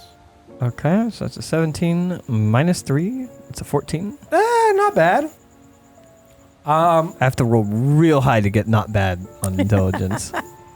Some of the ones that you can recall, like, as you were like going through the areas, There is a little bit of a connection you can make in that some of the buildings, or maybe potentially some of the areas where maybe there are attacks, there kind of seems to be sprinkles of like newer buildings, or even parts of it that were reconstructed. So like there are older, like maybe there's a building that has kind of like an older area, and you could definitely see there's an area where it looks like it was beautified or renovated. Is that on all of the ones that I've found? Not all of them. Some of them are indistinguishable. Some of them look like it's hard. You can't tell the difference between its neighbors. Diversity of the city. Yeah. Yeah. Okay. We'll put that information on to Alara. Okay. Do you know where the recent victims are?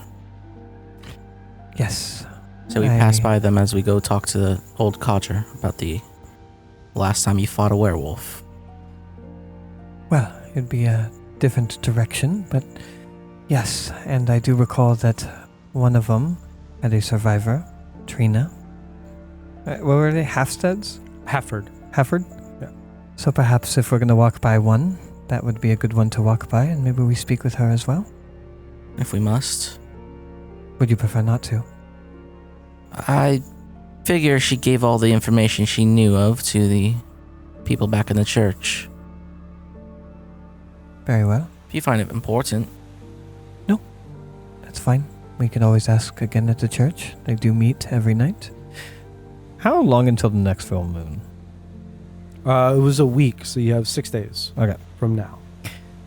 This would be the 6th day. So I'm going to just look back across the city and be like, well, we better get started south then if we're going to go speak with Sir Robert.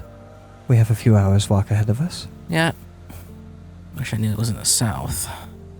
what's that? Nothing. That was Alara. So you guys are heading south now? Southbound, Cool. down. You guys make your way to Sir Robert's. As you kind of make your way along, Alara, are you going to be doing Alara things and getting finer directions from people, or are you guys just heading any direction? Just heading. It's a homestead outside of town, right? To the south? At the south end of town. Not necessarily outside. Oh, south end okay. of town. I heard homestead and I just figured it was out. It is on a farm, but it is not like that where the town is. It's not like out here. Okay. You know, I'm going to take inspiration from my friend, and when we get to the south of town, to that type of area, I'll ask Okay. to speak with Some Elder Sir Robert. people that you talk to, or at least the first person you talk to, doesn't quite know, and they apologize. But if you not brushed off by it, you ask somebody else, and they like, oh yeah, Robert, down this way. They describe his home, Mm-hmm. and you guys make your way. And you can see that he's kind of like in the north end of town, where the clustering of buildings begins to kind of widen out, but it's still like the farms here aren't very large. Mostly seem to some level of like not very large grazing animals, but take some amount of space. Relatively big acreage, but still kind of clustered next to each other. You find his home. There's a bit of a path, a bit of a walkway to where the house is. To the house. And there are like in the front yards, there are different like levels of chickens and some crops and small things to one side. There's no gate barring us from entering, though? No. It is like an open. Okay. There's fencing, but the fencing is more to keep the livestock within, the boundaries of the house. Approach the house. Okay. Probably call out. As you approach, somebody begins to exit the home. Okay. Hello. Hi. Yes. We are seeking Sir Robert. May I ask what it's about? Yes, we are new to town and find the town in need of aid with the attacks of recent. We would seek information from someone who has experienced it before. Yes, every once in a while we get somebody who's curious about Grandpa's nighting days. Give me a moment. Let me see if he has the energy and drive to speak. Above table, this is going to be a drooling old man who isn't going to give us any information. He walks back in. After a moment or two, comes back out. He goes, yes, would you like to come in? Do you want something to drink? Water, please. Anything for you? Nothing for me. All right, please. And he kind of guides you and takes you past like a little area where there's like another little space. And you can see as you kind of stand and you walk in there, you could see sitting in a chair is a pretty old man, probably guessing close to his, late 80s. And he's just sitting there and he looks up. Yes. You're curious young ladies. How may I help you? Good afternoon, Sir Robert.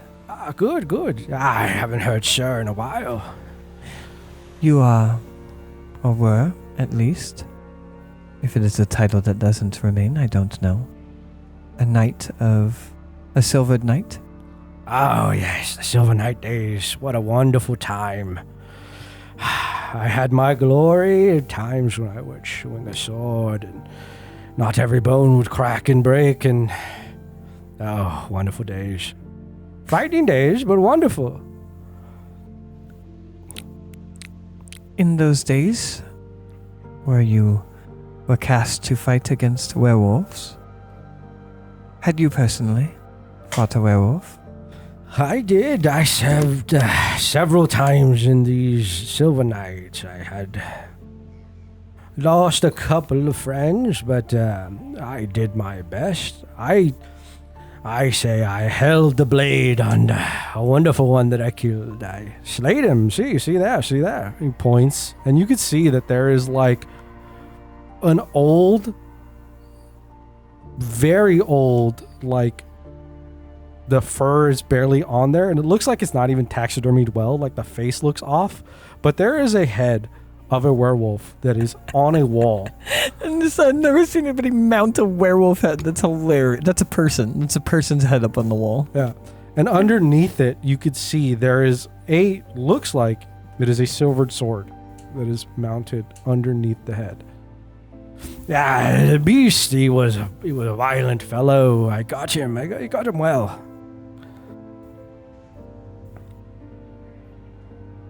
You said you had fought many? Yes, I served my time in the Silver Knights at least 2 or 3 times. Does that line up with the history of the Silver Knights, where it was like 50 years between one instance, 30 years between it doesn't line up at all. Yeah. I fought many of these beasts. They were monsters in the night. Prowlers. Evil beast. Where was it that you slayed this one? Oh, I can't remember. I think it was on Jenkins' farm, maybe. It was a bloody night. It was bright moon in the sky, and the horns rang. And I had my armor. Oh, you should have seen me in my armor. It was beautiful, beautiful night, and I had I imagine nothing but glory. Yeah, glory. Yes, glory. Was this Jenkins' farm in the city? Yeah, yes, it was. Jenkins was a great man. He had a wonderful collection of various citrus trees. He had good lemons. The lemons were wonderful. Did he great survive? Sorry? Did he survive the attacks? Oh, Jenkins? Oh, no. He was, this thing here roughed him up well. It was, his calls for screams and laments that raised us to run towards his home and protect the town from the raging beast. Like 50-50 that's Jenkins up on his wall. Do you know, if you recall, was Jenkins' farm in the northern part of town? Yes, usually the knights patrolled the northern end of the city. Was this due to what drove you to the north? Oh, I'm not entirely sure. It was, what was it, Captain, Commander, Brigadier, the leader of the Silver Knights. He directed me specifically with my little troop of men. Lauren? Lauren? No, I do not know of a Lauren. Oh, my apologies. But she, Alara, have you questions for the Honorable Knight? You used that sword to kill that thing. Yes, that sword there. I vanquished the beast. I slayed it. I swing tally and fro, and mighty beast slayed, and I took its head off. Wonderful head. May I see it? Which, the blade? Yes. If you don't mind, it takes quite a bit of effort for me to stand these days. But feel free to go and grab it. I'll take a look at the sword. Do you take it off the wall, or you just look at it? Look at it first. What kind of sword is it? It looks like it's a long sword. I take it off the wall. You take it off the wall. I just take a look at. Does it look like it's been well kept? It does not. It has a layer of dust on it. It kind of, as you pick it up and as you move it, you can feel that the handle is a little loose. Like it's not. Maybe parts of it need a little bit of fixing. It's not quite rusted, but there is definitely patina on it. Mm-hmm. And you could see that there is this like fine etching work onto the sides of the blade, and even kind of touching a little bit of where the edges are. And inside these etchings is that silver that looks like it's like perfectly melded into the metal. But it is a fine blade. It is not the most well-crafted thing you've seen. The quality of the handle, what the braiding material is, and even like there's no like design work or etch work into the pommel or the hilt. It's an old sword. It's an old sword. It hasn't been taken care of. Hasn't really been taken care of. Might fall apart if you swung it right. Yes. If it hit something hard enough and gave enough resistance, the handle might loosen completely. And you might have just like the tang that you were holding on to. I put it back. And the werewolf, I imagine it's the first time seeing one. Mm-hmm. It's a very obviously a werewolf, right? It's not just a big wolf head. Have you seen the early iterations of what taxidermy looked like and that one lion? There's like a really famous old depiction. No. It's almost as if the person who taxidermied the lion doesn't exactly know what a lion looks like. So there's an attempt to make it look like a thing. So this kind of has that quality to it, where it's kind of looks like just a big wolf, but parts of it are a little different, and like the face is a little bit more round than you maybe would have suspected, and like the skin is a little taut and pulled back in areas, and there is a level of like glass eyes that are in there that don't, even the quality of the fur has kind of decayed over the years. So it looks a little off, but it definitely doesn't just look like a big wolf, but it also doesn't quite look like a perfect rendition, like depiction of a thing. It is kind of this almost artistic expression of what a werewolf would look like. Sir Robert, Yes. how long did this werewolf go on its business before you put an end to it? It's, I think we grew our suspicions after the second or third event of its aboutness. I was a much younger man. It's, I think it was able to muck about for a bit before we gathered the patrol and went out and dealt with it.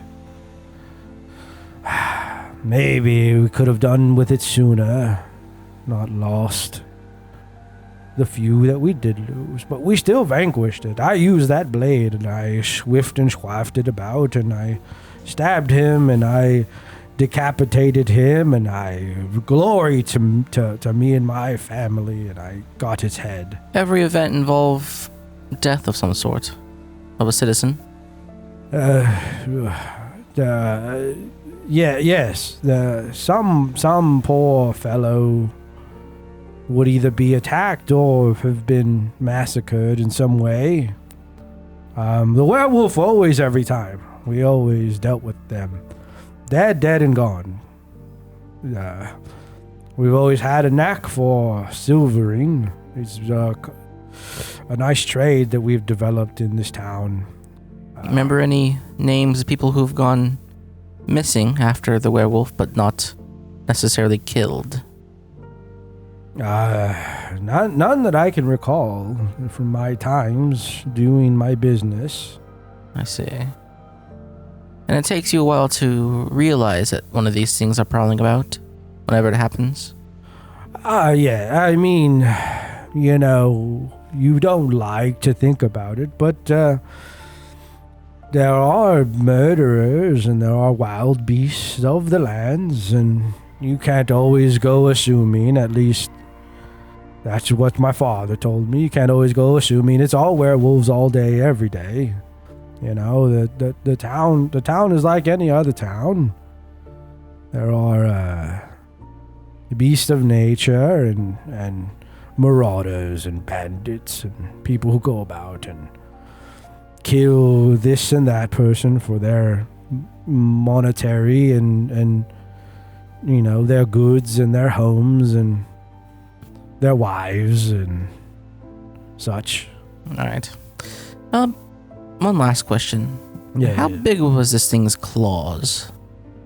His claws were mighty things. He wielded them with such force, and claw here, claw there, bite here, bite there. He was a marvelous thing to see. Muscle and sinew and rage and howl. And how big did he stand? Oh my. 8, 9, 10 feet tall. This thing was a monster, a giant. Towering over us all. I managed to stick my sword and swift and swang it about and slice his head, and he stood no chance against Sir Robert. He slayed the beast, and wonderful times. Right. Well, that's all I have. Anything else, Esper? Thank you. Thank you for your time, Sir Robert. I'm glad that you were able to live such a glorious life and now a peaceful one. It has been glorious. Peaceful, glorious life. Well, may the honor that has rested on your family continue to do so. Thank you. Justicia's blessings to you. Just you with you as well.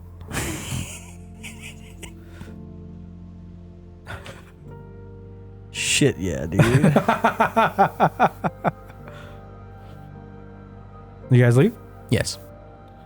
And as you guys leave, you hear a howl in the background. We could go on a break. We're getting about that time.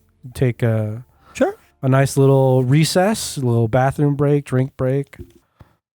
Heroin break. Heroin break. I'd love it. I love a good heroin break. All right, we'll see you when we come back. All right.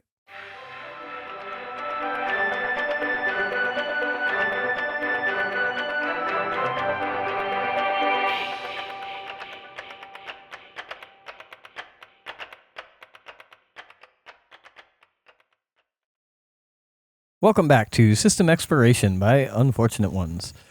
We are coming back from our break while we explore Dungeon Crawl Classics as level 1 adventurers with our Judge Nix. Yep. Take it away. You guys have exited Sir Robert's farm, his little homestead. And you guys are, which direction are you guys heading? It's probably about noonish now, probably at this time of day. What do you guys want to do? Lara, you had mentioned wanting to otherwise wait for the attacks, but I don't know what else we can investigate. I'd rather not wait for there to be another victim, if it can be prevented. Not entirely sure what we can do. We could perhaps speak with Trina, one of the victims who survived. Though, between what we've already heard and the Honorable Sir Robert, I don't know what information we would actually get that might be viable. Well, between a senile old man and a recent victim, I imagine she might have something of worth. It would at least leave no stone unturned. What time of day is it? It's like noonish.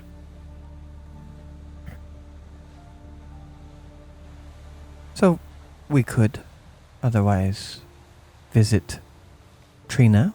I don't think visiting anyone related to the other victims would necessarily be of any worth. I don't know that there are any survivors of the attack, so it would all be hearsay. Likely information that came from the local guard or Silver Knights anyways, which is information we already have. At some point we could circle back to the church, or... Yes, the church, actually. That is where they said they collect every night. Yeah, every night they meet up again. To go over the information we've found and get an idea of what keeping watch looks like. I imagine it looks like a bunch of people with silver weapons walking around waiting for something big and scary to jump them. That is primarily what I think happens, yes. Especially after speaking with Sir Robert. It seems investigation is not a primary goal. Just slaying the beast when it attacks. Waiting for the inevitable. There is an opportunity here, and something tells me, perhaps Justicia herself, that while we might slay this beast, it would come back in another form decades from now. Perhaps the true answers lie beneath the city. It's a possibility. As I said before, though, I'm not sure how else we can go about finding that. There is always those churches that they were mentioned. That was my thought, is to at least explore that and see if we can find any ancient openings to the catacombs. And if this is a werewolf, then perhaps we might find it or some other source in a less dangerous form whilst down there. I imagine we'd still need our silver. Yes, I would not suggest we go without that. I don't know much in the way of lore in terms of magical items, but I assume that my mace would hold a similar effect. But the things that I was having silvered would provide range, and you have nothing silver or magical, so it would be unwise to move forward without those items. Indeed. Perhaps we go speak with Trina and get some sleep, and tomorrow morning take our newly made silvered items after we collect them and seek out entrances to the catacombs. Did they mention if they were keeping Trina in another place? Back on the first day? You only know of Trina. I believe Filian, you would have given a location about where the attack happened. I believe you have the location of the last 2 attacks. In her home, I believe. Yeah, in her home. But like was in her home? Yeah, Trina was attacked at her home. Okay. Or her home was attacked, and so was the first victim. In my head, Trina is a child. Am I making that up? Trina is younger. You Okay. don't know. I just feel like it was mentioned of her being young. Yes. Yeah. I believe I did mention that she was young. I don't know if you were given an age. The funny thing about us... You were not given a current location. The funny thing about us coming back from breaks so far in the future, we probably come off like idiots. Like, that was like 20 minutes ago for the audience members, and for us it wasn't. So we're like, what was that thing that happened 20 minutes ago? Yeah, you know what happens. So make our way to the victim's house, yeah? Mm-hmm. Okay. You going to Trina's house? Yep. Okay. So you're essentially going across the city again. It's Yeah. not that big of a city. No, it's not that big. It's only like an hour. And I imagine what were peasants only in recent times were used to walking. Yeah, you guys got good Feet? foot travel. We got such good feet. You got crazy good feet, man. All right, you guys are going to Trina's house. The house is northeast of the town. You guys are heading there. As you guys are going, you get a little bit more out of the kind of density of the city. You kind of hitting more of the sparser, more homesteads, more of like the ever kind of just growing population of the city, the ever expanding nature of the city. It's not expanding like at any kind of like tremendous rate, but you know, people have kids, people want to have their new homes. They will, you know, you have new people coming in. They will continue to kind of expand the outer edges of the city. This house is at the outer edges of the city, in the northeast of town. Oh, I wonder if... As we walk, A thought. We were told that the attacks happen on the outer perimeter of the city, and that has continued to be true as the city expands. I wonder if the threat is detached from the city in the north, and the reason why the attacks continue to be on the periphery as the city expands is because the attacks, or the attacker, is coming from out of town, moving south towards that northern perimeter, and only ever gets deep enough in to claim another victim. That thought did cross my mind. However, looking for the source would be like looking for a needle in a haystack again. Yes, and I don't know that we have the time, really, to go venturing out into the wilds. Though, if we are just waiting for the next full moon and find nothing in the catacombs, or even a way to the catacombs, perhaps a search for such a needle would not be unwise? Might be wise to look up any unique sites out there, if they have any records of the Ruins land around. or known cave systems or the like. Mm-hmm. Outcroppings. Anything that might stand out. Perhaps Filian would have that kind of information? I imagine so. But for now, we will speak with the young Trina and see what we can gather. Even if it is the same information, it would be good to compound it with the tall tales that Robert had shared with us. Kind of just roll my eyes. As you guys finish up this conversation, you begin to see what would be and where kind of the rough place of where Trina's home is. It's not very big. There's not too much land, but there still is enough land to raise some amount of livestock. There's some kind of small fencing. It is all wood for the most part, thatched roof. And you can kind of see sitting on the front porch of this town looks like a man in light armor. He looks like he has a sword on his side, and he's just almost looks like he's leaning back, has kind of his arms to the ground, kind of leaning against them, and he's just chilling there waiting. Does it look like a local guard? Yes, he has like a sigil on his arm, or on his chest. Do you look like you want to approach, or do you want me to? I'll let you. Okay. As we approach with a warm smile. Hail, guardsman. Hi, how are you? He Fine. kind of stands up, he kind of walks towards you, kind of adjusts his pants and walks up. Yes, how may I help you? Is this the home of the latest victim, Trina? It is, yes. We have come from the Church of Justicia and have indeed signed ourselves to aid in the current events.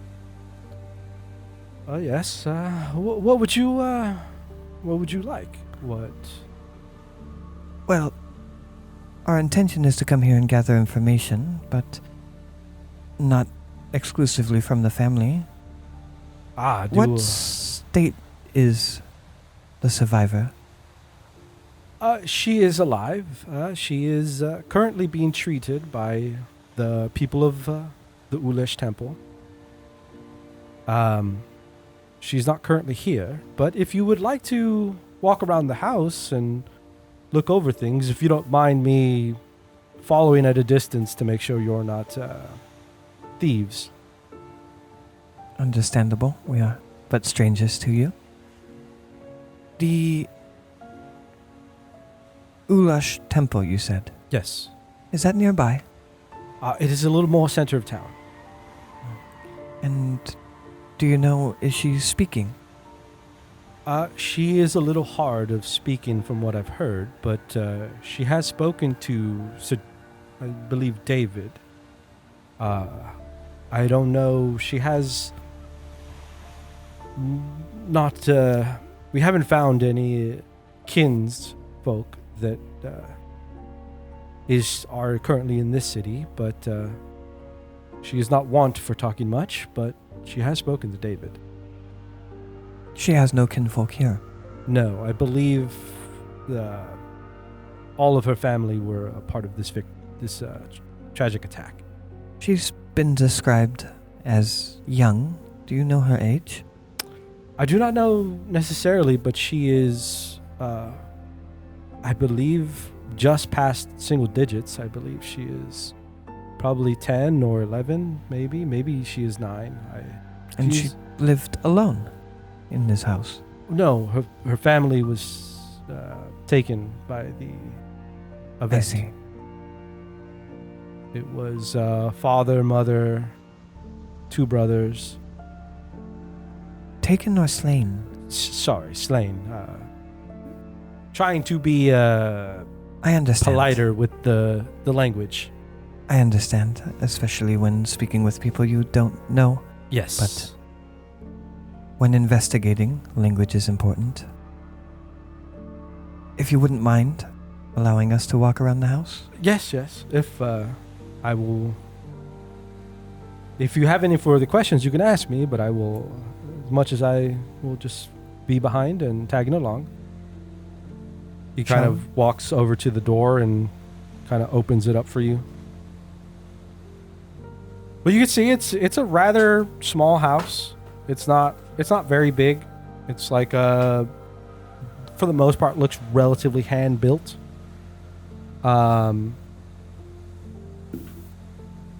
There is. Do you guys enter into the home? Mhm.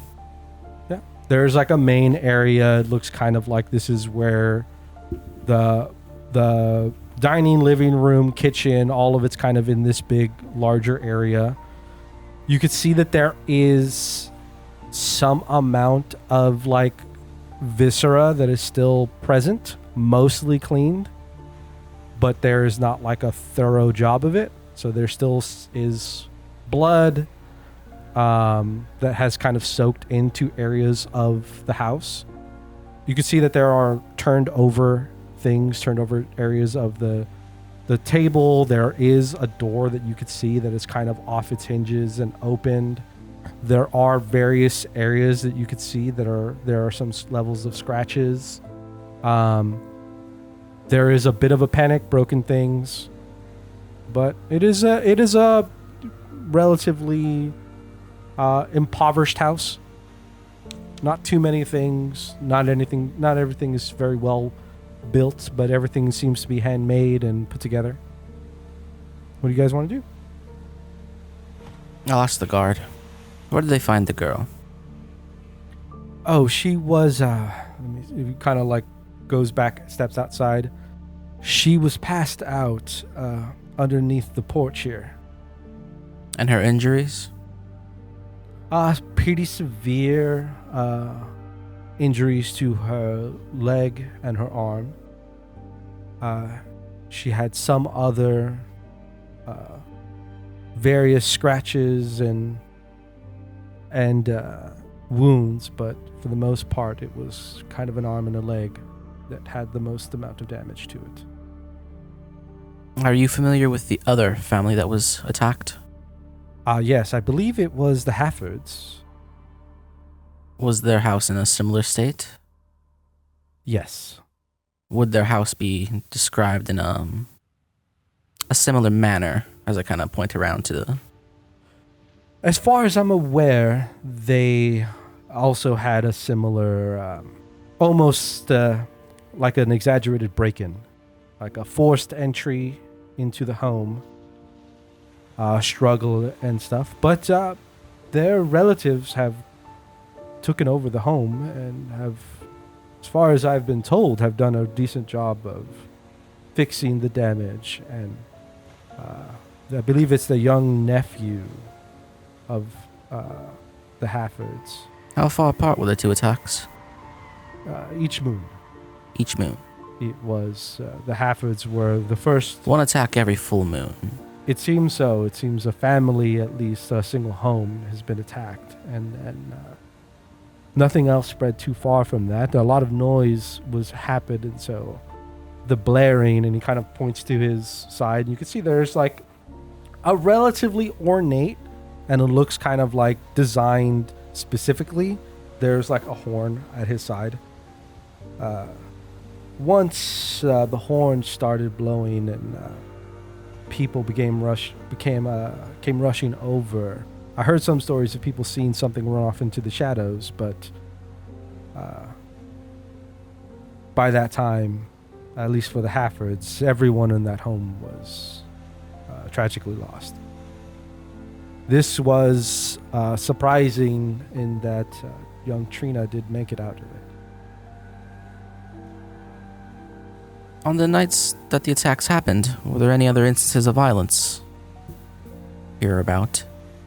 Oh, I mean, generally in the city? In general, something that would more match the gruesomeness of what happened here. No, nothing to this level. There was, of course, the occasional drunken fight and... No occasional vagrants or drunks in an alley torn asunder? Not that I'm aware of. There was no vagrant who was consumed or killed or slain in that kind of manner. At least the one that would befit the attack of this creature.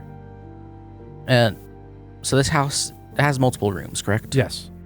So if I were to look around and say like the main bedroom for, I imagine, her parents, does that place look like it's been torn apart?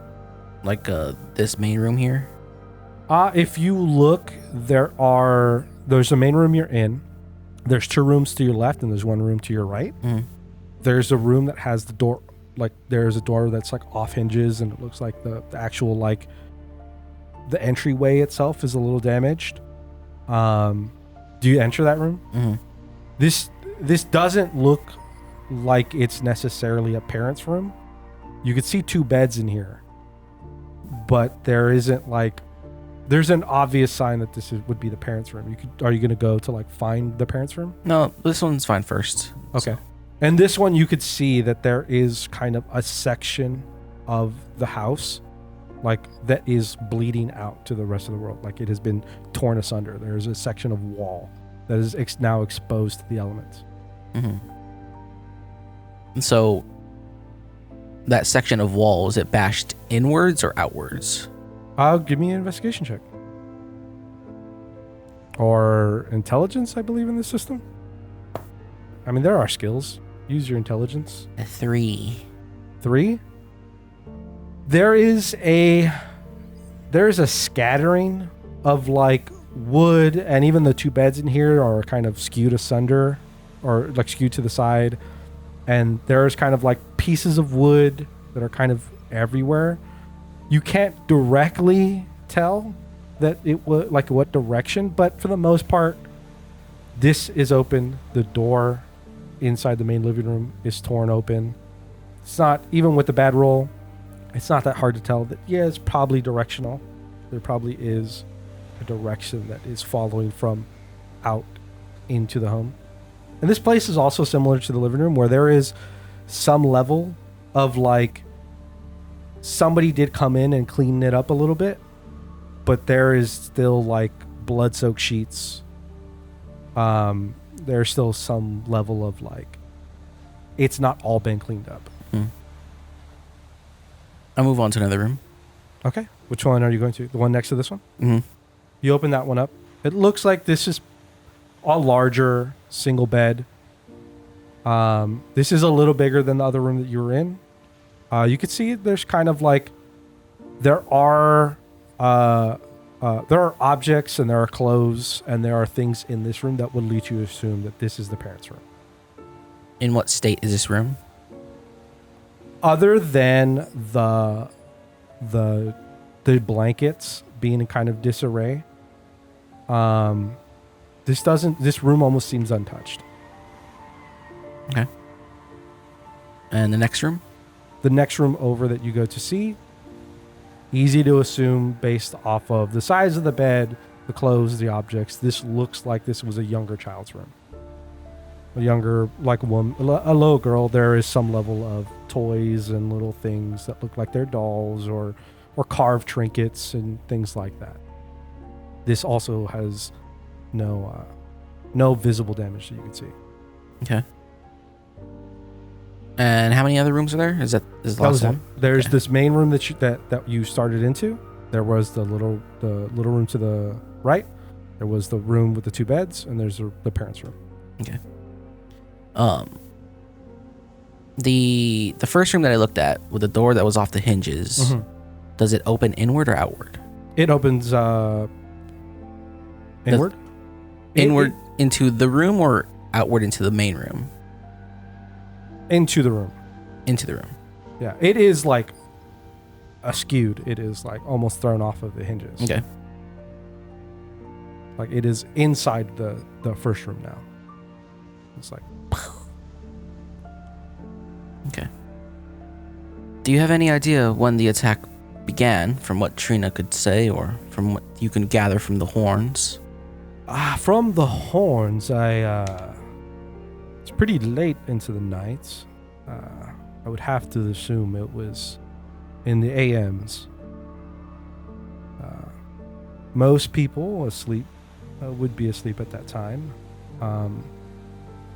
But as far as I'm aware, at least I was not on duty for the horns, but if I can recall, it was past midnight and probably in the 2 a.m., 1 a.m. range. If I was to try to remember. Attack may have happened earlier, but... Was it the same case with the Haffords? The Haffords, I don't remember exactly. It probably was around the same time. Also, not my duty time. Mm-hmm. But I couldn't tell you if it was... I can't quite remember if it was earlier or later, but still around the same couple of hours. Dead at night. Moon is full. Bright in the sky. I see. And how many family did Trina have? It was the mother, father, two siblings? Mother, father, 2 siblings, 2 brothers. Okay. And how much do you know about the crime scene, as it were? What do you mean? When they found the bodies. I imagine the 2 siblings, the brothers, were found in their room over there. I believe one of the brothers was found here in the room. I believe the other brother was making his way out. Mm-hmm. And the father was in the main room. And I believe the mother was out of the house in the porch. The mother was on the porch. On the porch. And Trina was found underneath it. Was underneath it, yes. I see. So the beast breaks in through that room, straight through the wall. Was there a window there? It looks like it's probably the hole is adjacent to the window? A smattered broken window. Breaks in through there, does its thing, chases the boy out here, barrels through that door, kills the father after he hears a commotion, chases the mother outside. Does the main door look damaged at all? Yes, there is damage to the door. It looks like it is there is a rough kind of renovation to the door to allow it to close. Okay. The mother probably has Trina with her, and she hides her away under the porch, and the beast finishes off the mother. And then from there, the beast disappears. Were there any tracks? There is some. I don't know how much it may have held, but there is some various track marks and things. It's a little hard to tell what separates them from their livestock. Despite the size. What was that? I imagine this beast is quite large. It was. I believe that, again, there is some level of distinction that you can find. Could you show me? Sure. And he kind of walks you, instead of walking through the hole, he walks you out the door. Mm-hmm. Kind of walks around the back of the house. And he kind of points, he's like, where was it? It's kind of looking around. Here. And he kind of like pulls over, and you kind of see like it's a little bit muddied ground, and the ground isn't very hard. There's some softness to it, so there is some kind of like the print. There are some prints that are holding, but there aren't very like the ground doesn't hold the print well. And you could see there is a rather large foot that you can see, but it is losing its shape a little bit. And you can see there is like a little bit of his tracks, but there's like a mess of other things and movement, and even like what looks like other people's feet that are kind of moving about this area that are kind of making it harder to see. The crime scene was polluted. Yeah. People have come to this area to probably do something similar to what you guys are doing. And even in the case of the house, there is some level of viscera out here as well. There's some, some level of bones and some sort of like fleshy bits that have. So the attack continued out here as well. This doesn't look human. The viscera out here isn't necessarily human. I imagine you probably don't have this information, but were there any livestock that might have gone missing? I believe Trina and their family did hold livestock. I I don't know what made it out of the attack, but I believe most of their larger livestock were part of this. And where do the tracks lead? The tracks lead northwest. Is there do these houses have walls around them, or is it just streets? There is a fencing, and you could see that to the northwest of this house, there is a gaping part of the fencing that has been kind of torn, and there are some continual drag marks and movement kind of in a northwest direction. Quiet. Oh, sorry. Hafford is Trina. Okay. Who's the other person? I knew something sounded off when I said Hafford. Sullivan. Sullivan is the other home. Every other part about what I said about a nephew came and whatever, but it's Sullivan, not Hafford. Trina Hafford is this one. Sullivan is the other house. Can we attempt to follow these tracks? Sure. Would you? I'm gonna say just. Ilaria was gonna look at Esper you've been uncharacteristically quiet. Is there anything on your mind, Esper? Just praying for the family and for us that we might be able to solve this, but investigating crime scenes directly isn't exactly within my skill set. Oh, just to play a little bit more into DCC, what are your guys' occupations that you came from? Weaver. I was a wizard's apprentice. Yeah. Wizard's apprentice and weaver. Yeah, so I'm not going to give you any bonuses to skills for this. No, of course not. To my unkeen eyes, all I see is that our foe is great. I'm not sure what else to make of this wreckage. Well, I can't help but feel has some intelligence in mind. Why do you say that? The creature chose a very soft target to attack first. Now, it could just be luck, but it did break into the room of 2 young kids. And after that, in the panic, was able to kill what could have been its most potential threat, would have been the father of the house. Granted, he probably didn't have any silver on him. Likely not. A commoner. Then after that, he was home free to do whatever he pleased after his little rampage here. It is curious to me why he would kill the mother protecting Trina, but not Trina. I don't think he knew about Trina.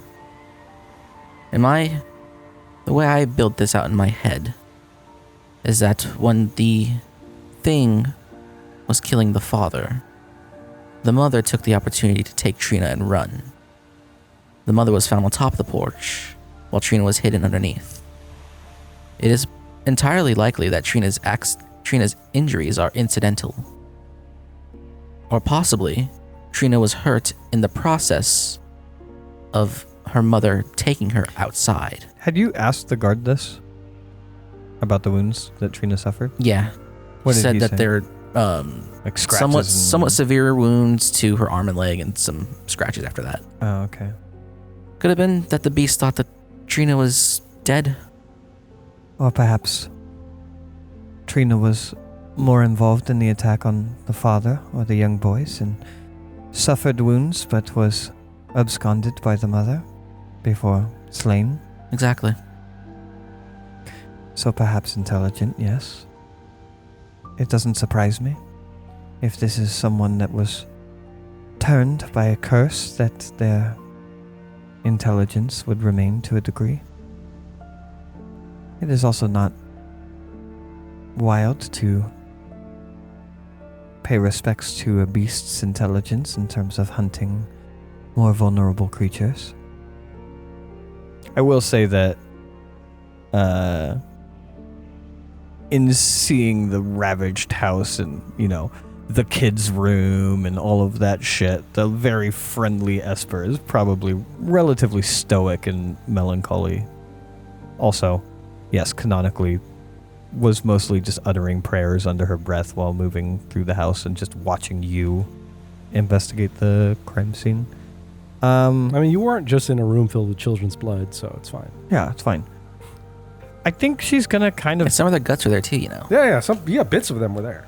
I think she's gonna kind of trail off and just start to follow the beginnings of these tracks, almost absent-mindedly, like literally mid-conversation with you, trailing off on a thought, looking over to the ground, and then just starting like no, not a large gate, like almost 1 foot in front of the other, just very slowly starting to just follow these tracks. Obviously, I'll need to roll to do that continuously, but I was imagine gonna say there after a are certain steps here. After a certain point, yes. Yeah. Well, Mr.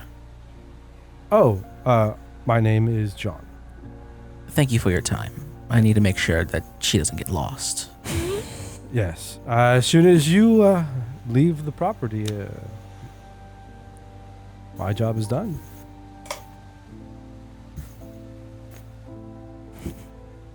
Yeah, I'd follow her following those tracks, I imagine. I really wanted to respond to that, but I already said I walked away. But that's a wild. Like, well, I guess I can retire now.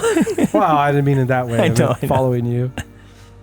Yeah, I will attempt to follow these tracks. Okay. Do you both want to roll? Yeah, I'll... Almost certainly, I would not be good at this. I don't know what. There's no wisdom. So skills aren't really a thing. Yeah. In this game, it's more of like, in the moment, what do I think is most appropriate? And in this situation, I would say it's your intelligence. Okay. So I would roll intelligence, and then based off your occupation and your history, I would give you bonuses or negatives to that. And considering that both of you don't really have anything that would boost investigation in this area, I would say it's just a flat roll. Actually, I think DCC gives it I think you're supposed to roll a D10 if you have no skills related to this.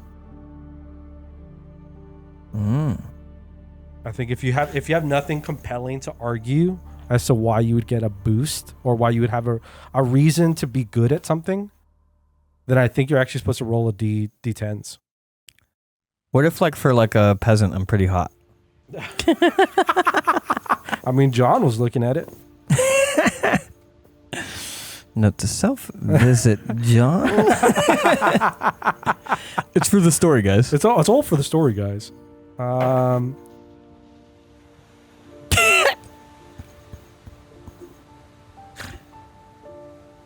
Is your roll into the negatives? No.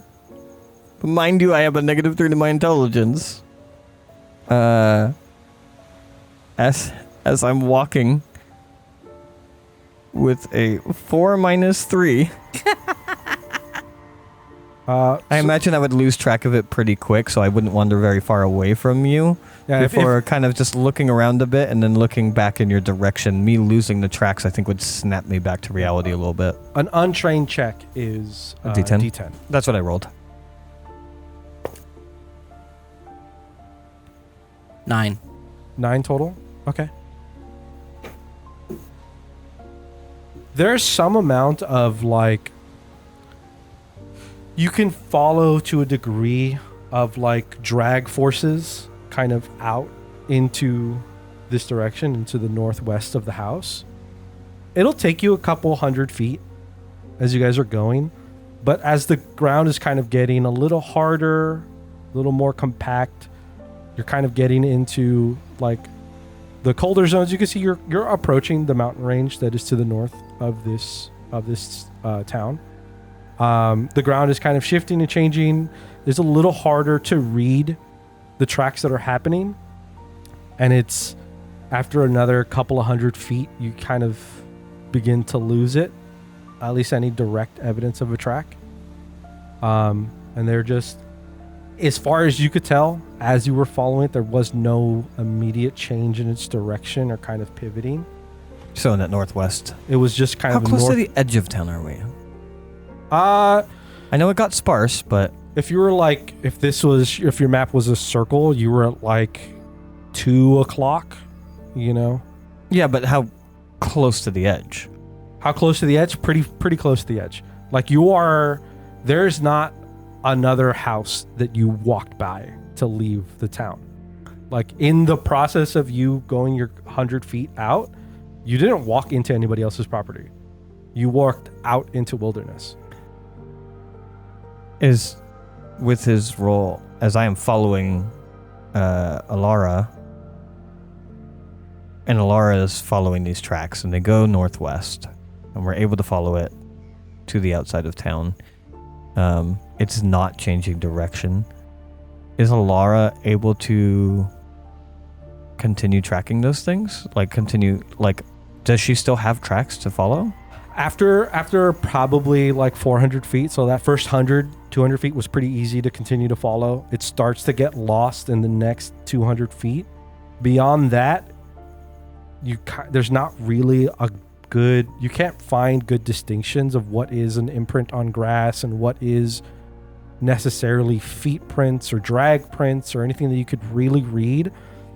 The best that you have in your head is that the direction you were felt unchanging.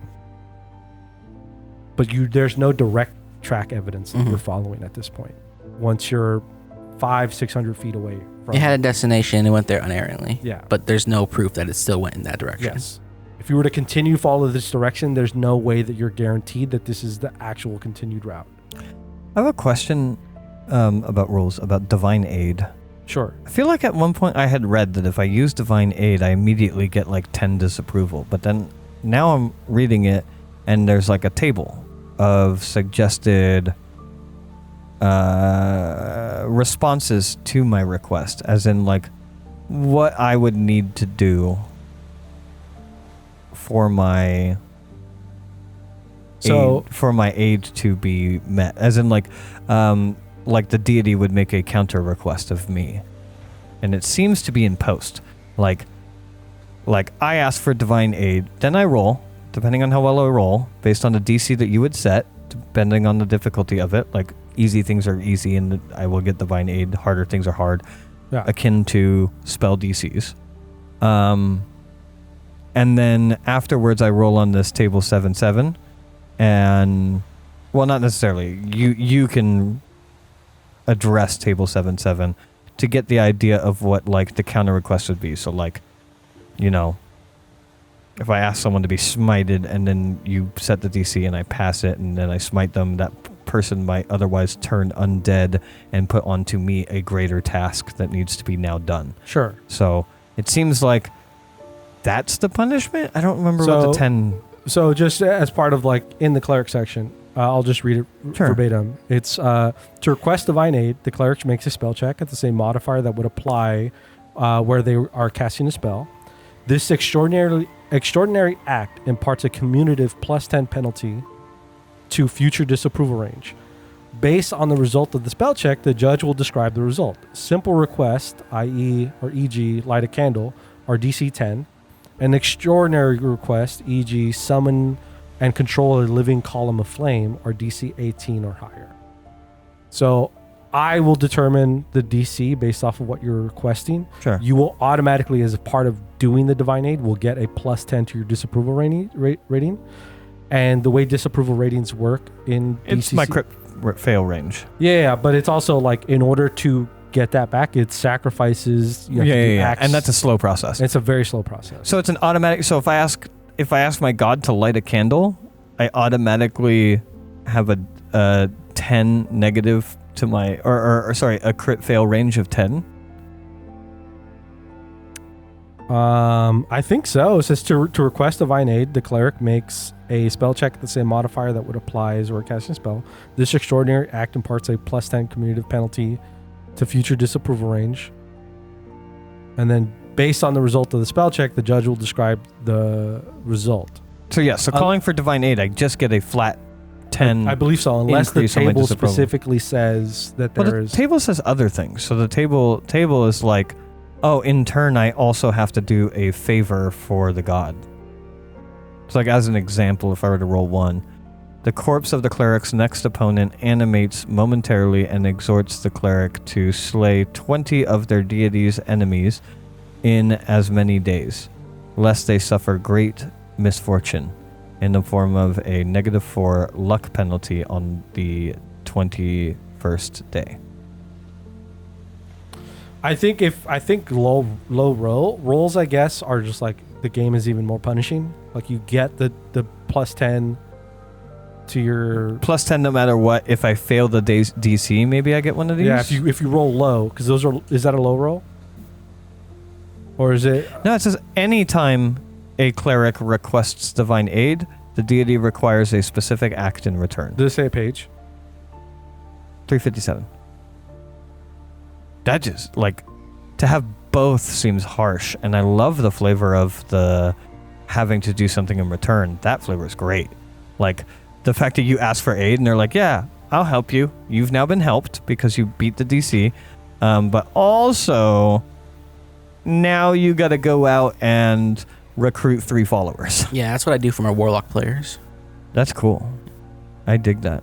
Yeah, because I think it's just weird. Like, oh, I have a patron. What? Okay. What do you do for them? I cast Eldritch Blast. So I'm like, well, this guy's going to want something for those Eldritch Blasts. I prefer more hands-off deities, to be honest. Like, I don't like a lot of... I love what I do for... Just always looking up rules.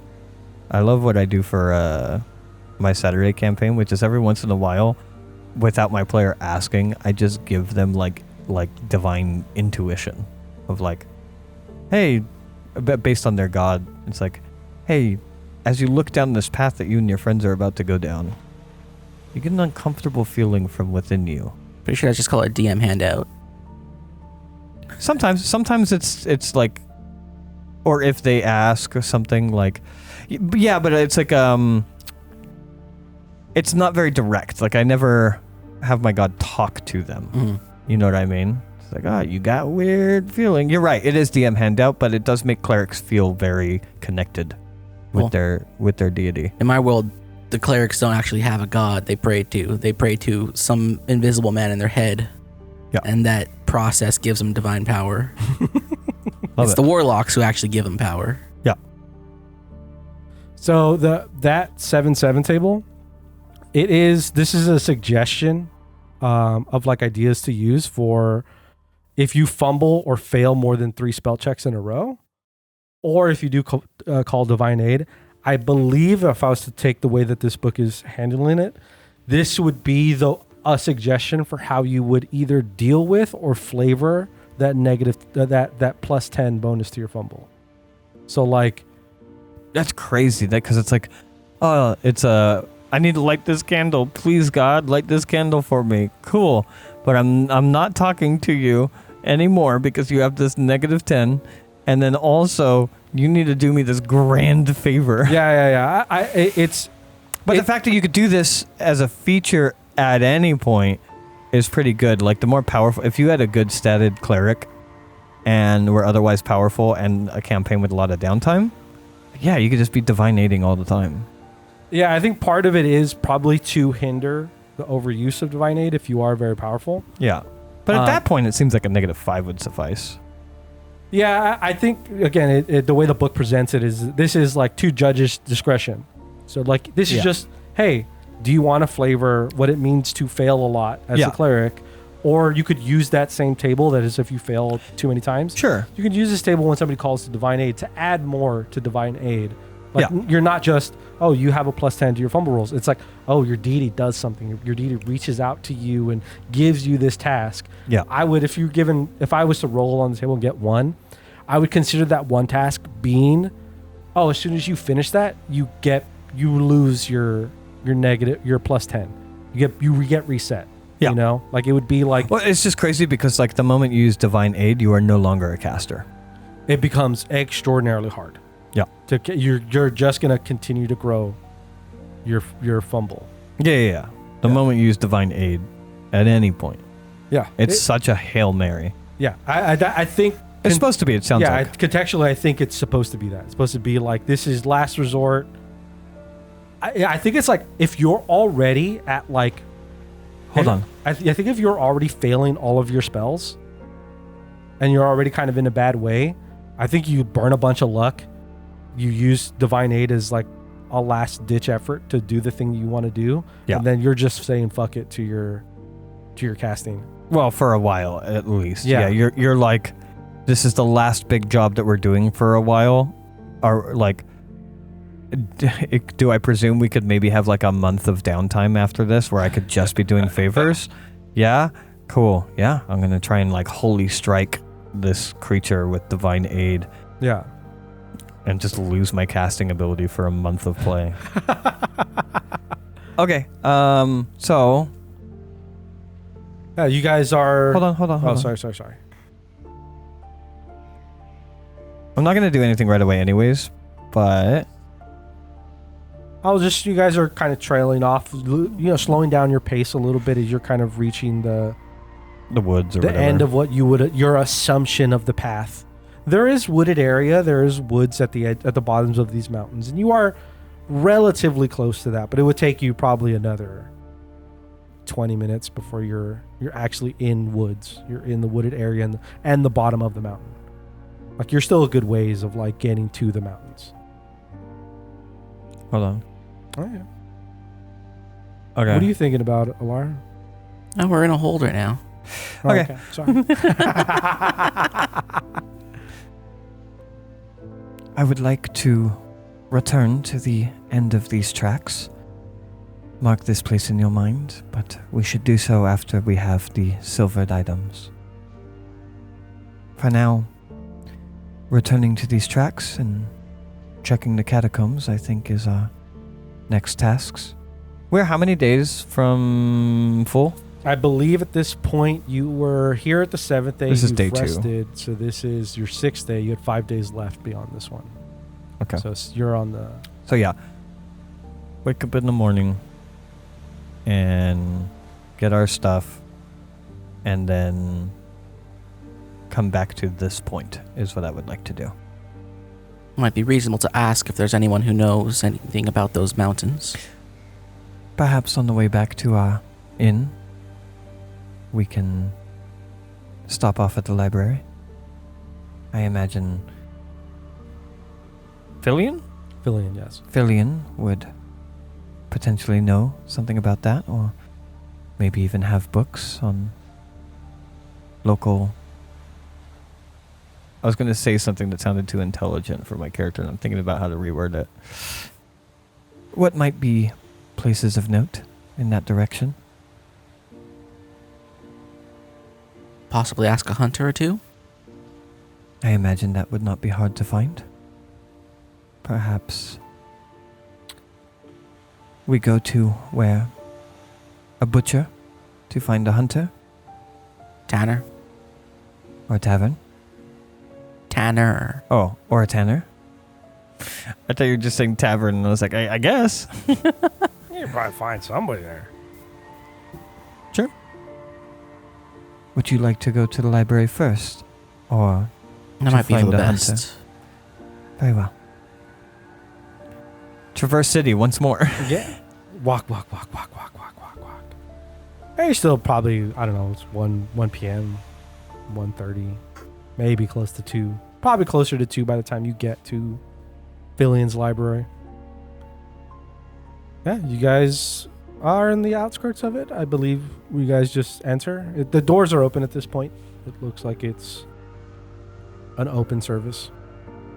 You guys enter? Mm-hmm. As you guys enter, you see Fillion. She is behind the little counter area reading her book, but you can see there's a little bit more traffic than at the late time that you guys were there last time. There are a few people kind of scattered about in the library. Some people are even in the vision or the eyesight you have, you see somebody that's kind of sit down in between aisles that are just reading in the aisles. A couple of people are on tables in a little corner booths. Just approach Fillion. And she, as you walk, she puts her book down.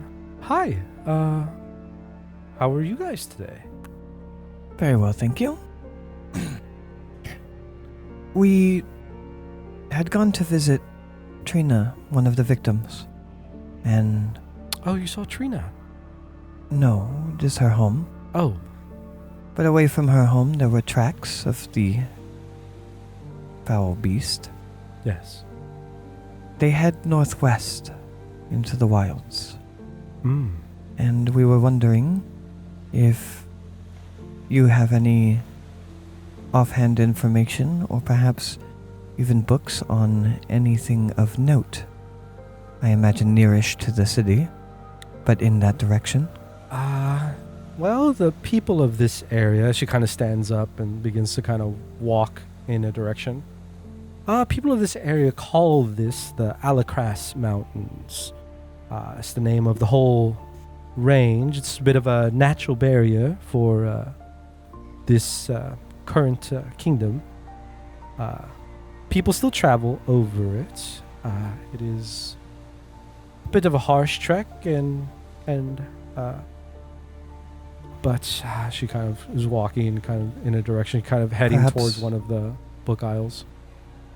Perhaps locations, churches, or even ancient ruins, caves, any locations of note that you might be able to put onto us. I don't know of anything of that sort. I don't believe there are churches up there. I'm not very familiar with the mountain range. I know of it, and I know of its importance to the kingdom, just generally. But I don't know anything specific other than it is wooded. There are animals and things of that nature in these mountains.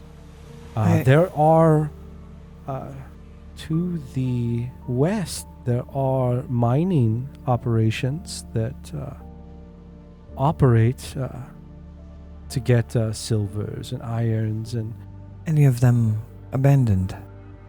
I don't believe so. I believe they're still in operation. I imagine it would take further digging, and we have other investigations to pursue. Might I request to pay you for the service of researching, and you can pour through the books that you might have on the area and see if you might find something else? I mean, well, the documents and the drawings and the various things that I showed you last night were of my own dictations. I have my own interest in. I'd never heard of such a thing so common in a town, and it has fascinated me. If you believe something is important in the mountains, I'll take it as my own personal request to look into it further. I would assume something within a day's travel. It does sound right, Alara? Within a night's travel. Fair point. So not too distant. Anything to the northwest that is a location of note Northwest. within a night's travel, Okay. a span of darkness. I will begin looking. Thank you. Might we return tomorrow morning and see what you have potentially found? Hopefully I find something, but everything you saw, that took me several weeks to put together. I understand. It is obviously an unfair time schedule, and I imagine it will reduce the quality of the research, but I think we do intend on heading out in that direction by morning. I will gather what I can, and I will let you know if I find anything of interest. Thank you, Philian. I have Thank not you. met many of your kind, but you have been very helpful, and I appreciate it. Thank you.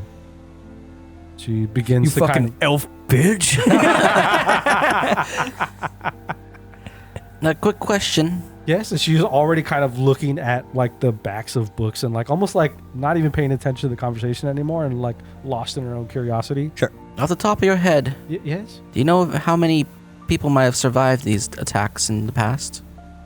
In the past, let me, I have that written down if you don't mind. We'll come back for it later. Go ahead and get back to your work. All of them. Sounds good. Actually, no one's been killed. I know. Everyone lives. It's funny because in the historical records, there's no werewolves. Werewolves attacks. Like the Silver Knights exist, but there's never been a victim. There's never been a sighting.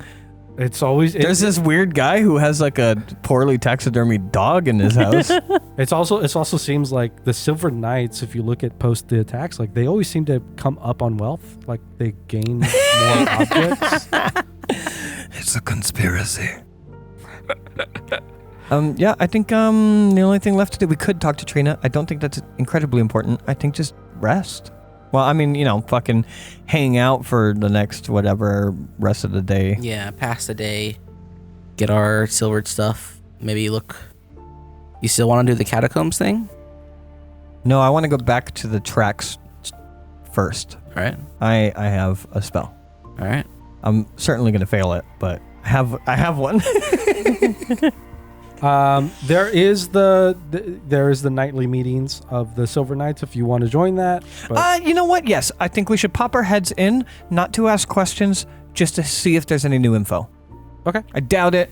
I think this is just a bunch of people that wander around in armor and with silvered weapons and otherwise don't do anything until there's an attack. And then, yes, maybe not wealth, but yes, set their family up with honor for the rest of existence. All right, so you guys kind of muck about, hang around. I don't know how much money you have, but take some amount off for food and whatnot. Sure. I'll pay for the food. It's fine. But yeah, so you guys are popping into the Silver Knight meeting? Yeah. You guys go to the same church. It is hosted at the Church of Justicia, the one that you were at. Daily living expense, 5 silver, 1 gold. Oh, less than that. Probably like coppers. Proper. So 1 silver for both of us. Yeah, 1 silver would cover that. Okay. That would be eating and drinking rather well. Yeah. And you guys go.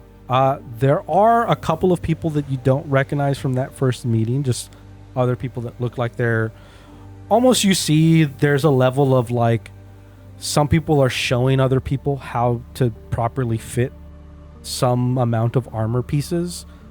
And there is like just kind of some talking and general kind of getting to know each other, whatever. But there is 2 people that you don't recognize from the first meeting. You see a taller Werewolf as she begins to howl. A taller, probably in her mid-30s, kind of broad shoulders, strong features, long kind of dull blonde hair. There's like streaks of gray in it.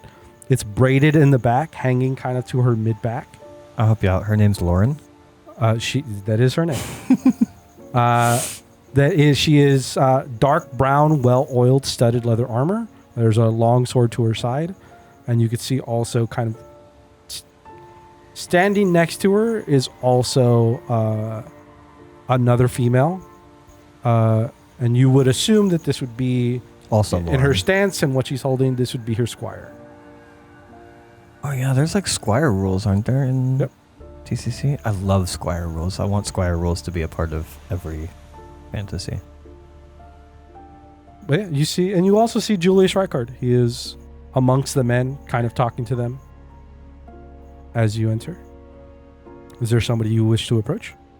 No, I think we just, for me, I just want to stand in the background and just listen. And if anything new comes up, great. If not, I'm going to bed. Well, yeah, if you're sitting there and you're just kind of listening, there isn't anybody who immediately kind of reaches out to you. Yeah. Being kind of like you're kind of sitting in the back a little bit. But I imagine new information would come as like, town meeting announcement. There, you will hear that there's some level of this is a daily thing. They're gonna meet every night. Julius is opening. He'll have time for some of the soldiers to kind of go to an area where they can practice their swinging and their swords and striking and defenses and all that. So he's opening up the opportunity to kind of be a little bit more prepared to what's happening.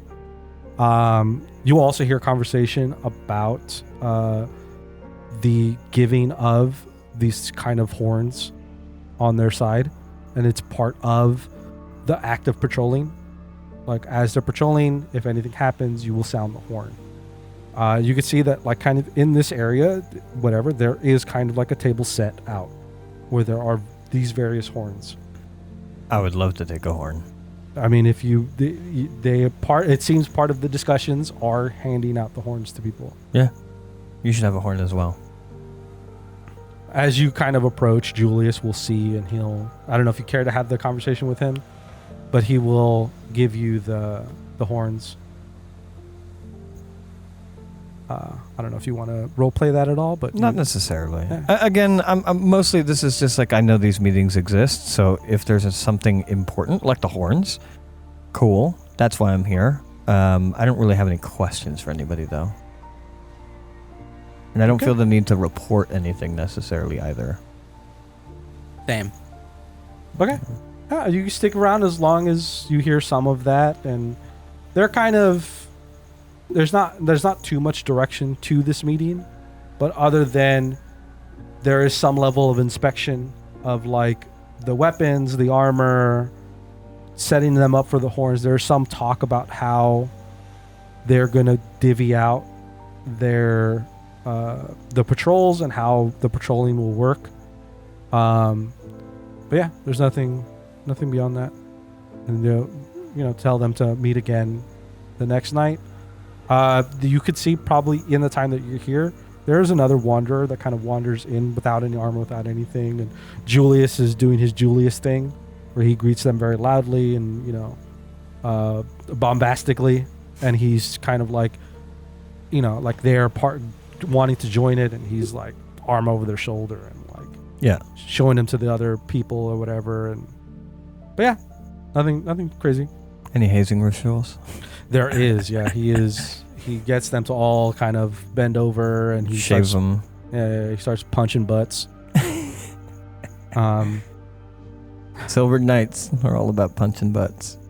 As you're leaving, you start to hear the tail end of like they're picking the next house that they're gonna rob. They're gonna fake the whole. The next family to slay. We opened up a closet and like, oh, can you grab us some supplies from that closet? You open up the closet and there's just like a werewolf bear suit in there. God, that would be so funny to do in the campaign. That would be hilarious. Yeah, and then just I think take our leave, go to the inn, get some rest. Okay. Long rest. You guys do that. Do your long rest. You get your hit point back. This is your second day of. No, this is not a rest day. You guys were doing things, so it's just one hit point. Okay. Yeah. Oh, like down days are rest days. Yeah, if you take a full day's rest, as in you do very little. Yeah. You're not moving around much. Nothing too laborious. Nothing too laborious. You'd get 2 points. Okay. Cool. Yep. You guys wake up. What's your ideal time to wake up? Oh. With the sun? Mm-hmm. Yeah, at dawn. Cool. You guys get up at dawn. Cool. What are you guys doing? I grab some bread, go to the smith. Go to where? Smith. Oh, sure. You guys eat some food, light food, start heading to the smith. Okay. By the time you get there, it looks like Tom is kind of moving things about. He's more prepping for the day than having gotten the day started. Okay. Good morning, Tom. Fuck, what was Tom? What was Tom's accent? I actually don't know. I'm making that up. I just think it's funny. I'm just going to go with that. You walk up. Ah, yes. Tom's actually a woman. Ah, yes. He's a dwarf. Yeah. You here for your weapons? Yes, if they are ready. Yes. He kind of puts down the kind of various like metals that he was holding to kind of bring back into his shop, and goes into his shop. Takes him a little bit of a second. You hear some amount of rustling. Kind of comes back. He comes back out. He's like, you had the dagger, correct? Correct. Pass it off to Alara. Here you go. And he passes it off to you, and you had the sling stones or the bearings. He passes it off to you. A little sack full of. How many? I'll give you 10. 10 10 silvered stones. But you can see it's all that same thing as the sword that you looked at from Robert, which is like there is a fine level of etching kind of all over the blade, kind of a little bit away from the edge. It kind of like cuts into the edge, but not quite the edge, and it's like silver has filled those etchings. The bearings almost look like they have been like dropped and cracked and kind of stitched back together in silver. Oh, neat. So like there is like a silvering Yeah. that is kind of like inlaid into the brokenness of it. Okay. Understood. He's like, the church covers everything, and the guard does too, so no need for payment. Thank you, Tom. I No hope problem. Hopefully it all works out for you, and come back for my services. these weapons can be used to stop the problem. I would hope so too. Hopefully it doesn't come down this far. I think your shop is relatively safe. I would hope so. Do you live in the north? Just kidding. Just I kidding. do not. Just kidding. How do you feel about being bait? I'm actually really good friends with the Silver Knights, so they don't mess with me.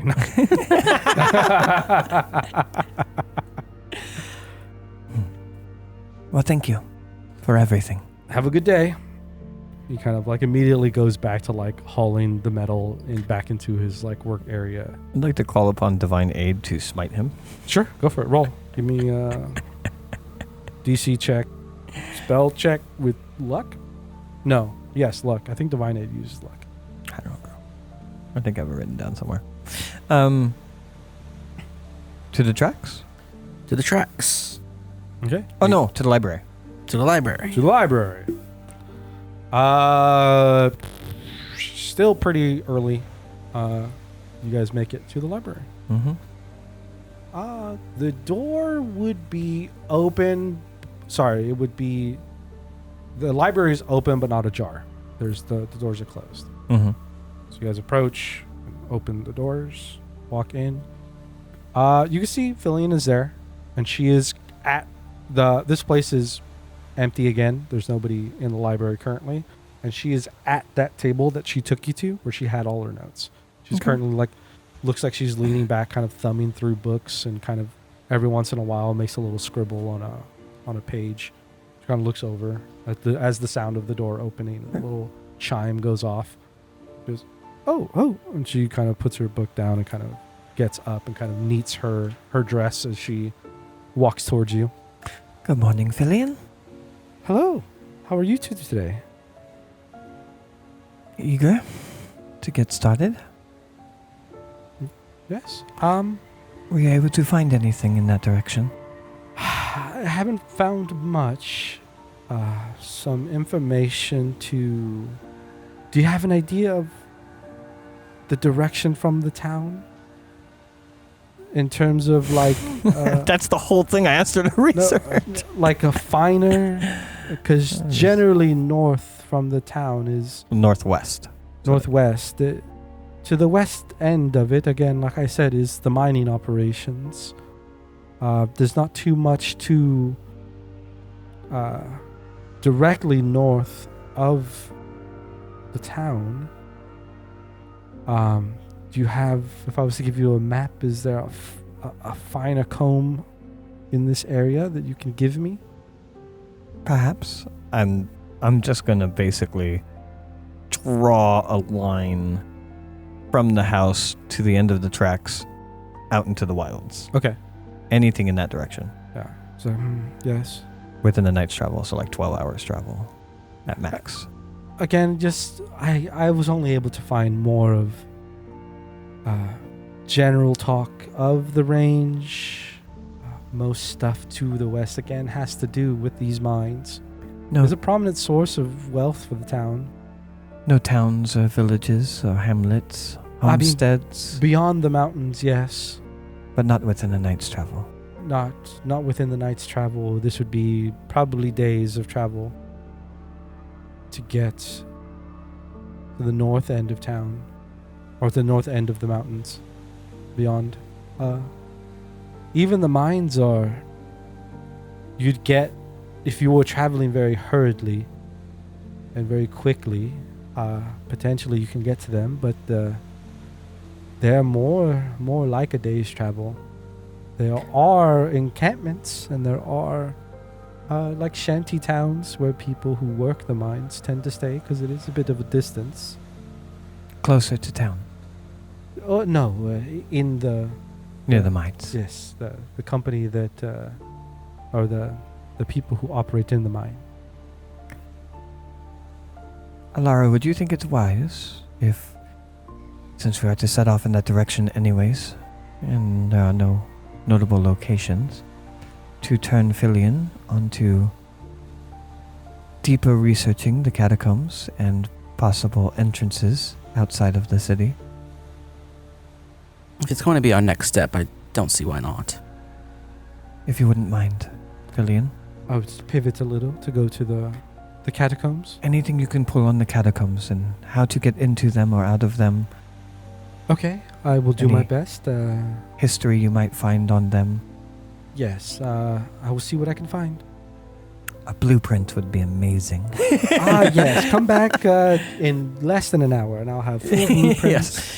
If we could get that, like, what are you thinking? Like a coffee? Yeah. We'll go get a coffee, some donuts. We'll In come fact, back. you know, I'll just talk to the DM real quick and I'll get the finished notes of if you were to go to the catacombs. Yes, if you could send them to my email, that Yeah. would be delightful. I could just page you. Okay. All right. She kind of like goes, puts the book back, and kind of wanders off in another direction of the library. Okay. Where are you guys going? Tracks? Back to the tracks. Specifically to where we were able to follow the tracks before they disappeared. I want to still be at tracks.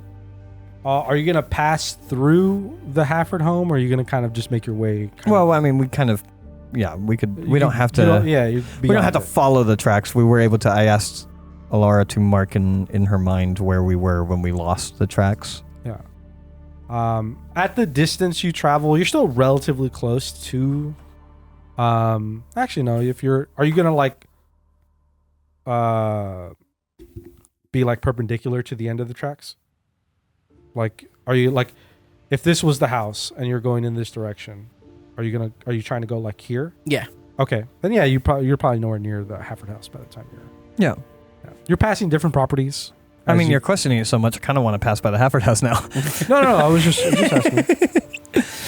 But yeah, you guys kind of make your way beyond properties, kind of getting to what you would assume is the end of the tracks. And even from your memory, there is a little bit of like, as this next day and night has passed, it feels like there's a little bit more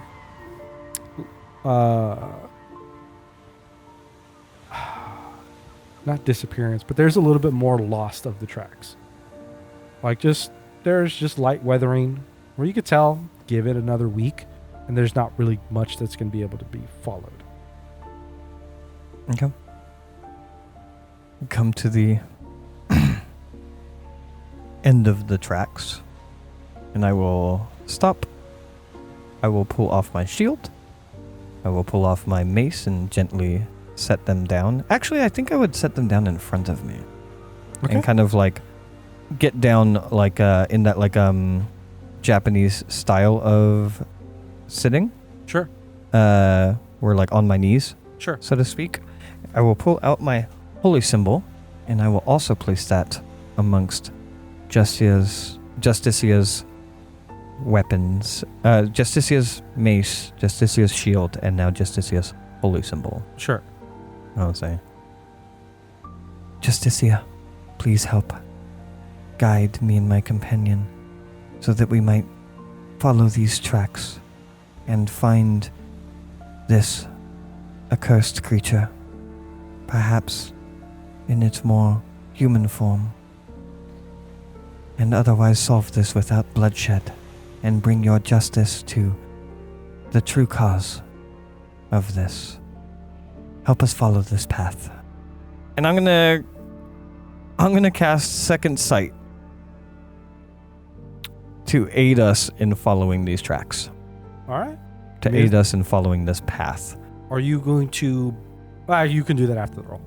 Luck, yeah. Luck, yeah. And so for me, I believe it's personality plus caster level, right? Yep. Which brings me, if I'm not mistaken, it's kind of complicated math It's a little here. bit of complicated I math. believe so. -1 + 1 brings me to a whopping 0? Sorry, because you lost me on that. Sorry. math. Could you give me... Yeah. Could you run that back? Yeah. So it's a 0, which then becomes a 0.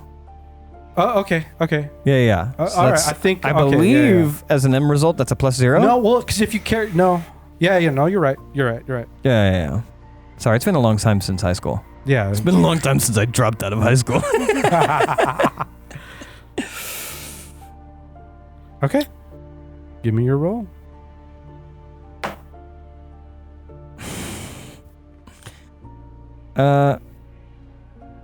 As I attempt to see in the future, I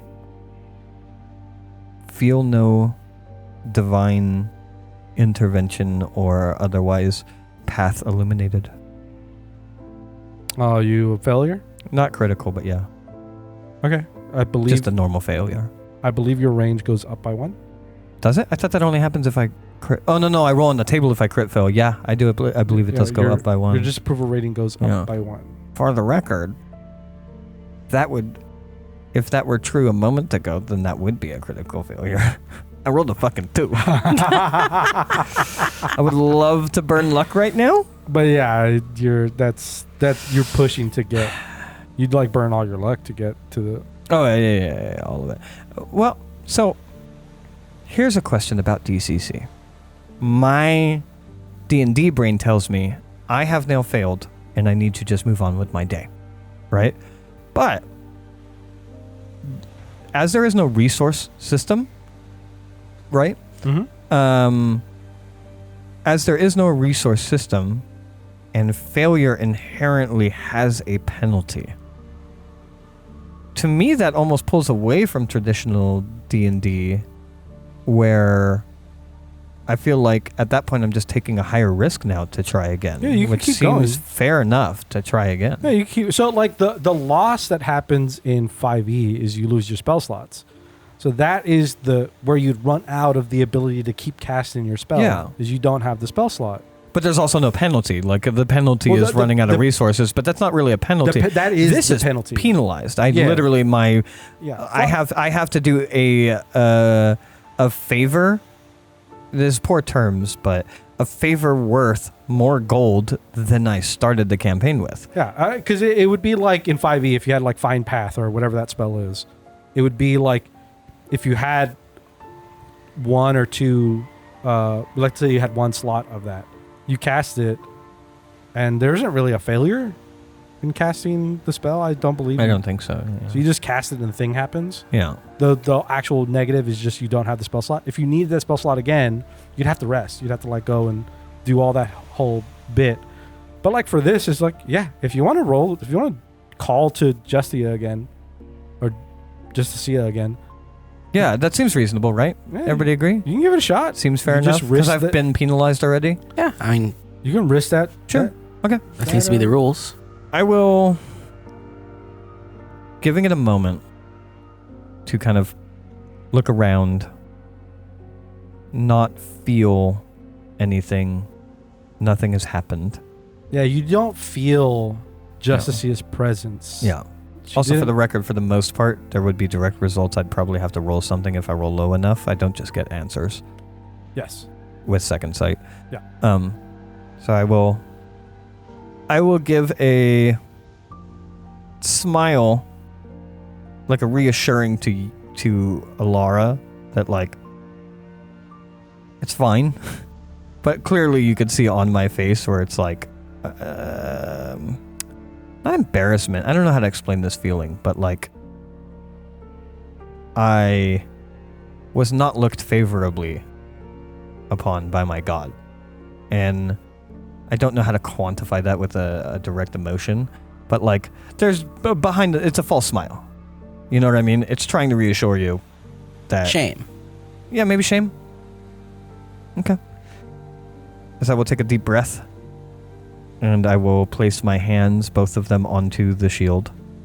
And I will say, Please, Jessia, as me and my companion are on this path, I will give myself to your justice, and I seek guidance on this path to track it, rather than to follow the others exclusively by blade and slay this creature. I would find it before it has turned, and perhaps not only project your justice but your mercy upon it, and resolve the problems of this town. and I will try again. Go for it. Justicia fucking hates me. I need to roll on my fumble table now. On the Was that a Arby's 2 dice. or a 1? That's a 1. Wow. That's a 1. What a bummer. Oh, my fucking disapproval rating is now 3. I mean, that's And- the risk. And also fumble table. God, where is the fumble table for this? I don't think I wrote that down. God dang. 122. I know, what a bummer. I wanted it so bad. I actually didn't want you to get it. Okay. Yeah, because it was like, fucking, why even bother role playing, The funny part is that you're rolling your Arby's dice, which Yeah, are I know. notorious for Those being are crit 20 very, dice, very, yeah. natural 20 die. Yeah. Fucking Justicia. Jerk. The roll is 1d4 for every point on the spell check. What? I don't know what that means. For example, if a cleric rolled a natural 1, they would roll 1d4. If they rolled a 4, and that counted as disapproval, they would roll 4d4. You think you're just at 1d4. So rolling a 1 is better? I guess that Yeah, makes sense. yeah. Actually, that makes sense of like because the only reason why the higher number is worse because the higher number can only exist if you are disapproved of already. Yes. Yeah. Don't So- I have a specific die for? Isn't that on my sheet somewhere for my For what? what I roll on the table? That's for criticals. You have like specific tables you look at and whatever, but you're just rolling a d4. My crit die is a D8. Yes, your crit die That's success. on a success for your and on a specific crit table. That's Okay. all for success. So I'm out here with 1d4. 1d4, and then you also reduce the number you land on by your luck, For my luck mod. by your luck modifier. Oh, okay. Can it be 0? Yeah. Oh wow. Or I think 1. Minimum 1. I think minimum is 1. 1. 1. Okay. The cleric must atone for their sins. They must do nothing but utter chants and intonations for the next 10 minutes, starting as soon as they are able. I.e., if they are in combat, they can wait until the danger is over. That's it. You will just feel Compelled a to do that, disapproving yeah. eye that Justia already gave you her answer in that this is probably not the time for Yeah. casting second sight, and you beckoning to her again means you have the immediate urgency that you realize Like that beg this, for forgiveness. and yes, you have to beg for her forgiveness that you have overstayed your call to her. That in not getting the answer immediately, you almost got a little greedy and trying to go for it again. I think I'm already on my knees, Alara, as you witness me give you that false smile that like, no, everything's okay, but you can see the shame behind it. You see that false smile shrink away after I gave that speech, and then immediately just bowing my head entirely in shame now, and then beginning to just repeat utterances of all of those things that the judge described, but in understanding and forgiveness and not being so greedy moving forward and resolving these things and committing to Justicia's justice and mercy by my own hands and not her intervention. Yeah. And I will do this for 10 minutes straight. After the first, I would say after the first 30 seconds of it, whatever your feelings are for it, it looks like there is no stop to her enthusiasm or energy or like the almost like I don't know if you've seen this before, but like the like faithful regimented effort after 2 minutes, 3 minutes, 4 minutes. You're just At this point, probably at the 2 minute, probably at the minute point, Olaria probably looked around to go take a seat and sigh and think about, I guess it's better than mutations. probably you probably saw your teacher fucking growing an extra thumb. Yeah. Prostations over mutations, I suppose. And I'll just wait. 6 minutes, 7 minutes, 8 minutes. There's no, again, you are full Just, effort. yeah, on loop. Probably like a just- 30-second to 45-second string that loops over again. There's no break to your voice, your enthusiasm, your righteousness in doing what you're doing. 9 minutes, 10 minutes. At the end of the 10 minutes, I will get to the end of whatever my loop is, completing Yeah. the prayer. And then I will pause. I will lift my head up, but with my eyes closed, and take a very deep breath and push it out before opening my eyes, standing up, putting the shield back on, getting the mace, and then putting my sigil or my holy symbol tucked back in before turning to Alara and say, I'm sorry, Alara. I am only but an acolyte for Justicia, and it seems her wish is for us to resolve this without her aid. Sometimes it is better to do something for oneself than to call upon the gods for everything. This is why I don't give myself to a higher power.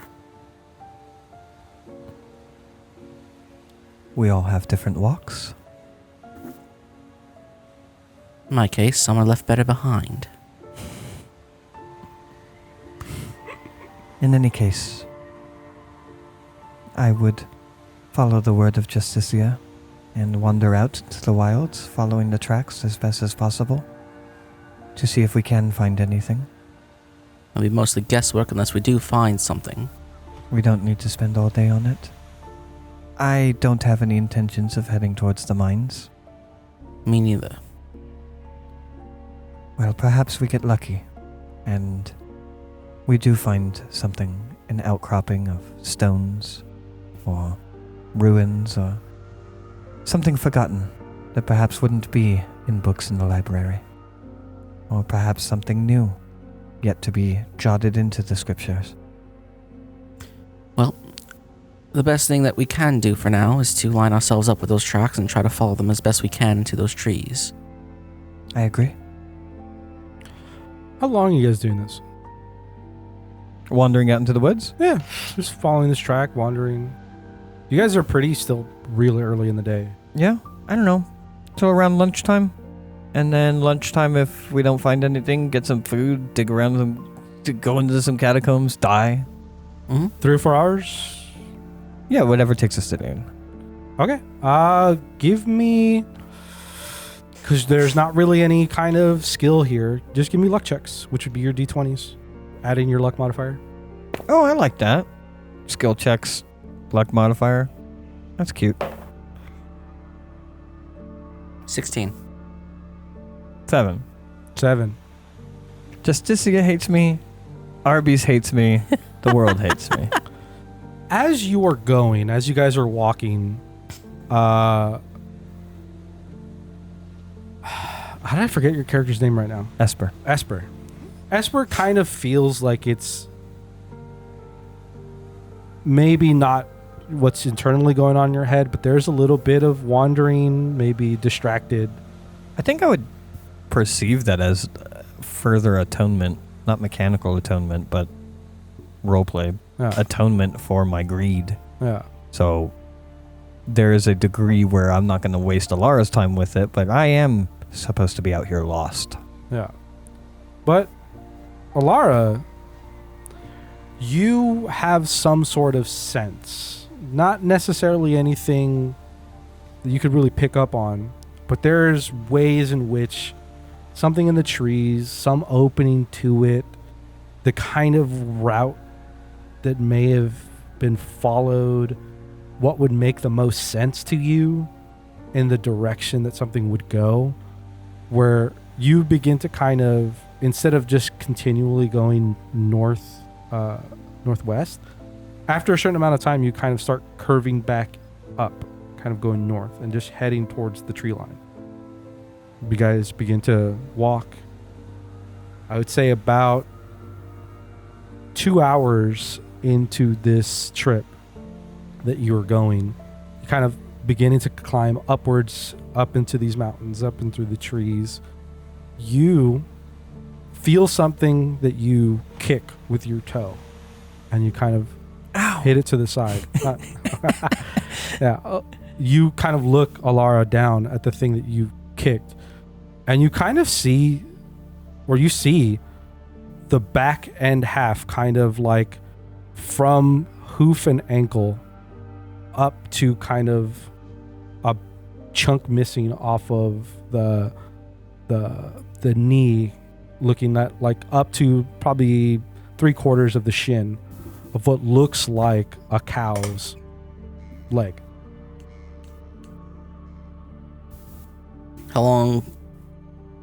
How much decay is there? You're not very, wizards do weird things. I would say you'd have some familiarity, and also generally your lifestyles of being peasants. There's some relative understanding of decay. It does kind of seem like it fits within what would be the timeline of The last about full 3 moon. weeks ago. And where are we exactly at this moment? Or are we climbing up the mountain? Yeah, you had walked kind of this way out of the city, and at one point you started to kind of curve into and going up the mountains. So you were kind of heading directly north, up the mountains. Up into the mountains, then. Yes. The catacombs seem less likely. I doubt there are catacombs if there are any. Or at least, I doubt there's anything there if there are catacombs. I had the hunch already that whatever this was coming from out town. As did I. And now, well, what we found seems to prove that. And it's around noon. It's close to around noon. It's 2 hours since you departed. So yeah, you're looking at 11:30 noon. We could take this information, return to the Sov and Nix, get a search party out for what I imagine will be a cave, and set the Sov and Nix onto this creature to enact justice. Or we can seek it out ourselves, perhaps in its more human form, and enact mercy. Though the creature likely needs to be slain still, it need not be in panic and combat or come at the price of the lives of others. I think I would still refer to that as mercy. And perhaps if it is in its more human form, and the people of Shulton are not involved with what I imagine is boiling over anger and loss, we may be able to speak to it and determine its origins and resolve it in that manner. I would lean towards mercy. I rolled for it, for the record. Justice and mercy, those are my two things, right? That's Justicia. I mean, it depends on how you want to. I genuinely argue. would have, if that went the other way, I genuinely would have been like, let's go get to town and slaughter this bitch. Justice. Yeah, that's Yep. a very fine interpretation of justice. I don't care either way. The source of the power is what concerns me the most. Then However, mercy would perhaps better find that. I do not know much about these creatures. It could quite still be a threat, and one has to wonder what it has been doing these last 3 weeks.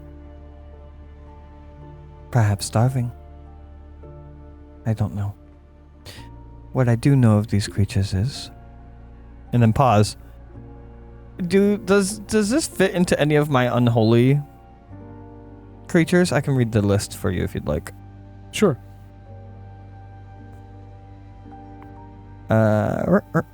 Undead, demons, devils, chaotic extraplanar creatures, monsters, chaos prime, chaotic humanoids, chaotic dragons. Would it be, and you don't have to tell me what, but Yeah. would it be an unholy creature to me? It would fit in that category. Hell yeah. Would I know what category? Just out of curiosity. It's fine if I wouldn't. I would say monsters. This Okay. would be a monster. Okay. A werewolf would be a monster. Yeah. Okay. what I do know is that this creature would otherwise be considered unholy in the eyes of many and in the eyes of my goddess. Likely, both justice and mercy would have it slain. Perhaps it would be dangerous. I don't know. But in terms of solving the greater problem that Shulton faces, which is the repeating of history, even when these creatures are slain, I think finding out how this creature was turned might otherwise illuminate a path towards solving the greater issue. And I don't think we would find that on the night where the creature is monstrous. I think all we would find is combat. Or, if on the night the creature is monstrous, and it walks into town to get its due recompense, its lair will be empty.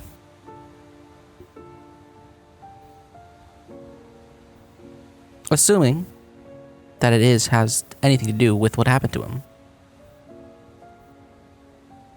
I don't understand much about these creatures, but what we know is that they turn on the full moon.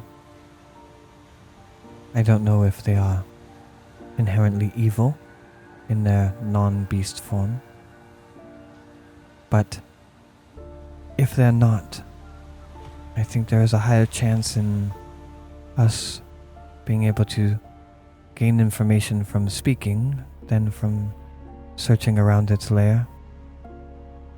I could be entirely wrong about that, but if we were to wait for the full moon and provide no aid for the people, and otherwise search around in a cave and find it to be empty, I think, and it was slain in the town, at that point we would have lost any leverage that we would have towards finding its origins. While I agree that it might be dangerous and it would be more risky for us to pursue the path up this mountain now, I think that has a better chance at resolution of the problem. It's not the risk that I worry about.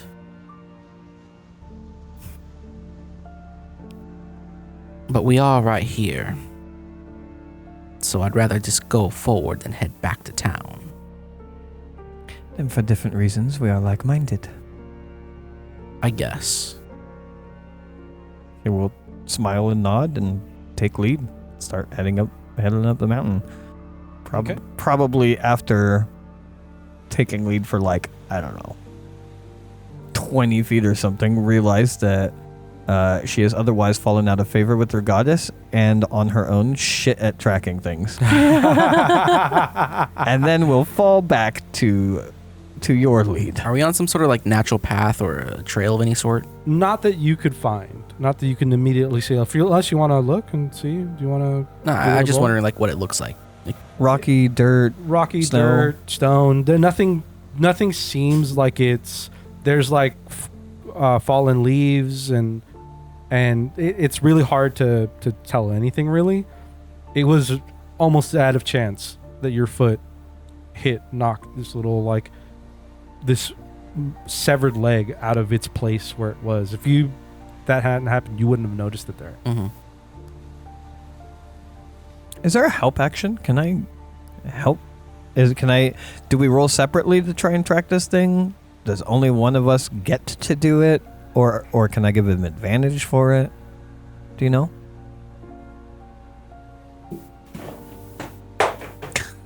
Good answer. Everything just falls over. I believe. I remember seeing somewhere. I mean, I personally always like the flavor of people rolling individually anyways and getting advantage in that sense, though with varying modifiers. I think from what I saw, I believe you would give him an increase in his dice class.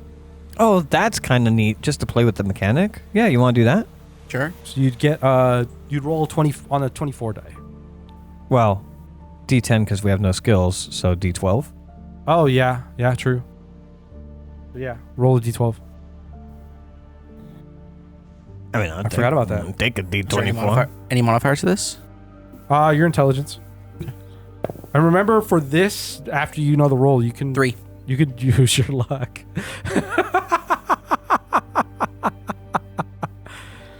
Well, what was this for again? To try to find a path? Oh, I don't even know how I was rolling. What were you suggesting for the roll? yeah, to try and seek out, to try and investigate, to try and find. Yeah, that's funny. We didn't even know why we were rolling. We got ahead of ourselves, didn't we? Yeah, we're walking into the mountains. We got to find our way. Okay.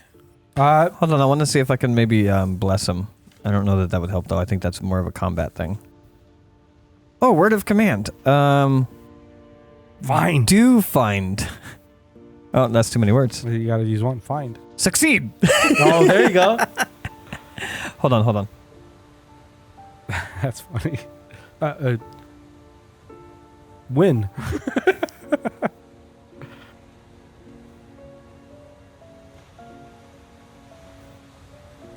I did not read what that spell was, but I saw Mind Purse. I'd have to roll an 18 or a 9. I'm not going to bother. I'd have to roll an 18 or 19 to benefit you, and I have a modifier of 0. Oh, for a blessing? Yeah. And all that would grant you is a fucking +1. Oh, yeah, to get stuff outside of combat? Yeah. And I Yeah. also feel at odds with my god right now, so I think I will abstain. Okay. Find the way, Alara. Find the way. What is your intelligence modifier again? Your score? My score? Yeah. My score is 13. 13. Okay. Yeah.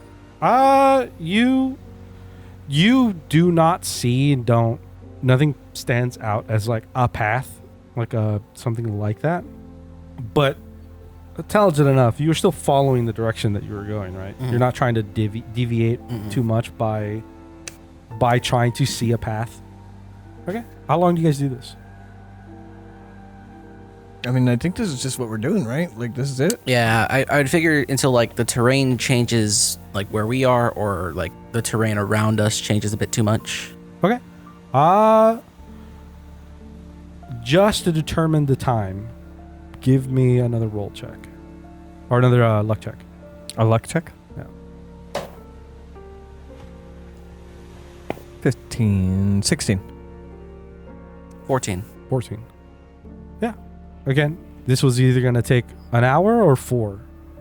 But with your 16? 16. 16. With your 16, something, as you guys are traveling, as like there's some effort on Alara's part to kind of still kind of nose to the ground, trying to look for a path.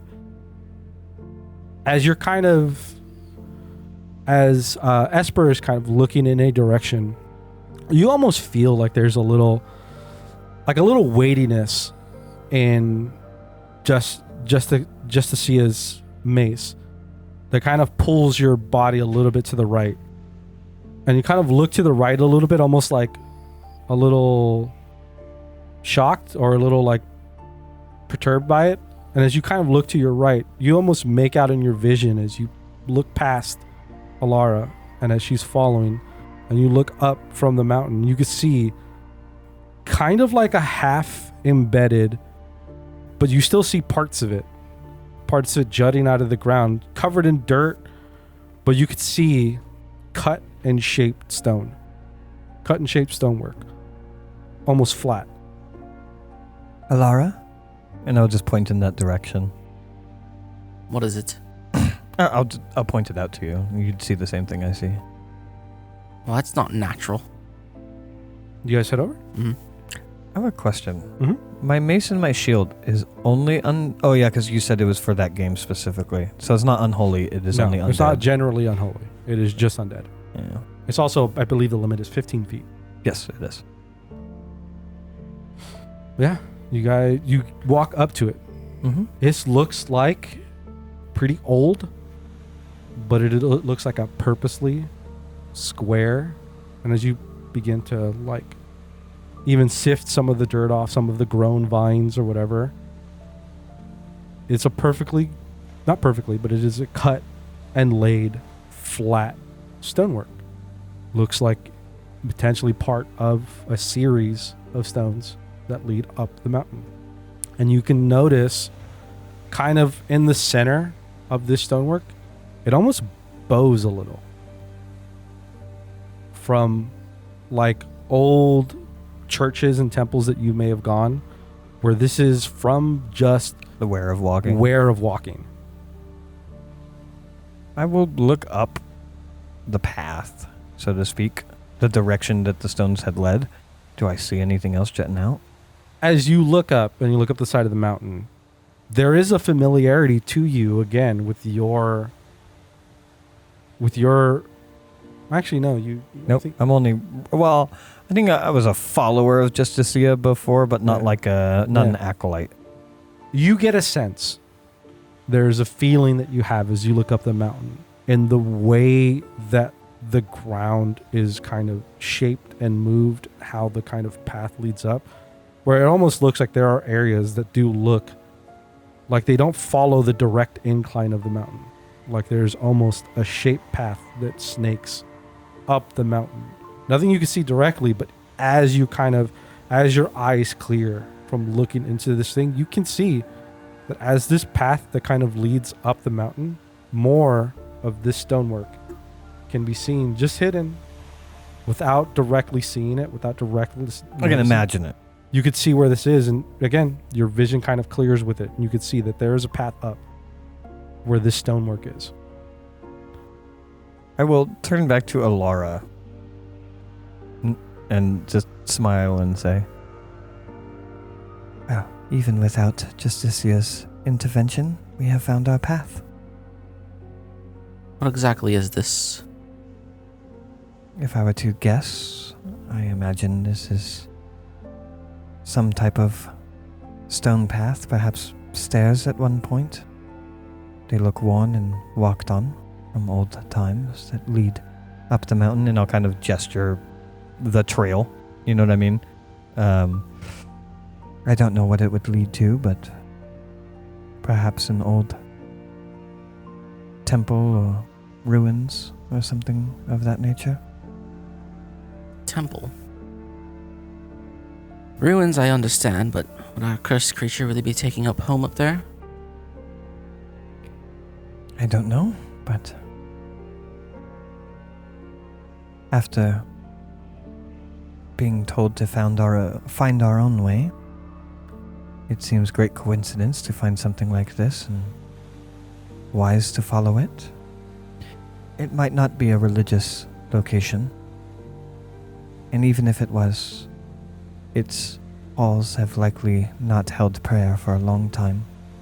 It might just be an established place for a creature cursed to find salvation. Well, nothing else to do but to follow it then. We do that? You guys begin to follow. And after it feels like hours of traveling up the mountain, up these kind of path that you're following, still overgrown, but the more that you climb, the more of these stones are easier to see. The more that the path begins to open up wider, that there is a distinct layout. There's a thing to follow. And more of the stone becomes visible, still overgrown, still nature has taken its course in however long this has been here. You guys are traveling. You begin to see some kind of studded post in the ground that look like they're coming up out of the ground, but kind of chopped and cut in various places where they have either broken down over time, fallen over, or have gone away at some point. And as you kind of keep climbing, you begin to see bigger stonework, more elaborate stonework, kind of lining the sides of this path. What's your familiarity, both of you, with what would you assume is your familiarity with the religions of the world? I think I was already like a semi-follower, like, go to temple once a week, but otherwise lived my life outside of religion. Okay. Just as a peasant, toiling in the field or whatever weavers do. They weave things. I don't think it was until the recent events that I became very religious. So I think beyond maybe knowing the names of a few gods or religions, I think I would mostly only know Justicia. Okay. And have only become like indoctrinated into that like fully recently. Okay. I don't think Ilaria knows too much. Okay. Ilaria was a wizard's apprentice, but I have a holy symbol in my inventory, and I decided on the 0 session that was going to be a holy symbol of the Hidden Lord. It's a chaotic god of secrets. Okay. I would actually give your studious nature and the holy symbol and you're the god of secrets, so there's some amount of understanding the world in general to know its secrets. You have to know its surface to know its beneath. Figured it meshed with the idea of being a wizard's apprentice and chaotic at that. I will give you a D20 roll, and then Esper, you get a D10 roll on just a history check, so just roll your intelligence. Intelligence? Yeah.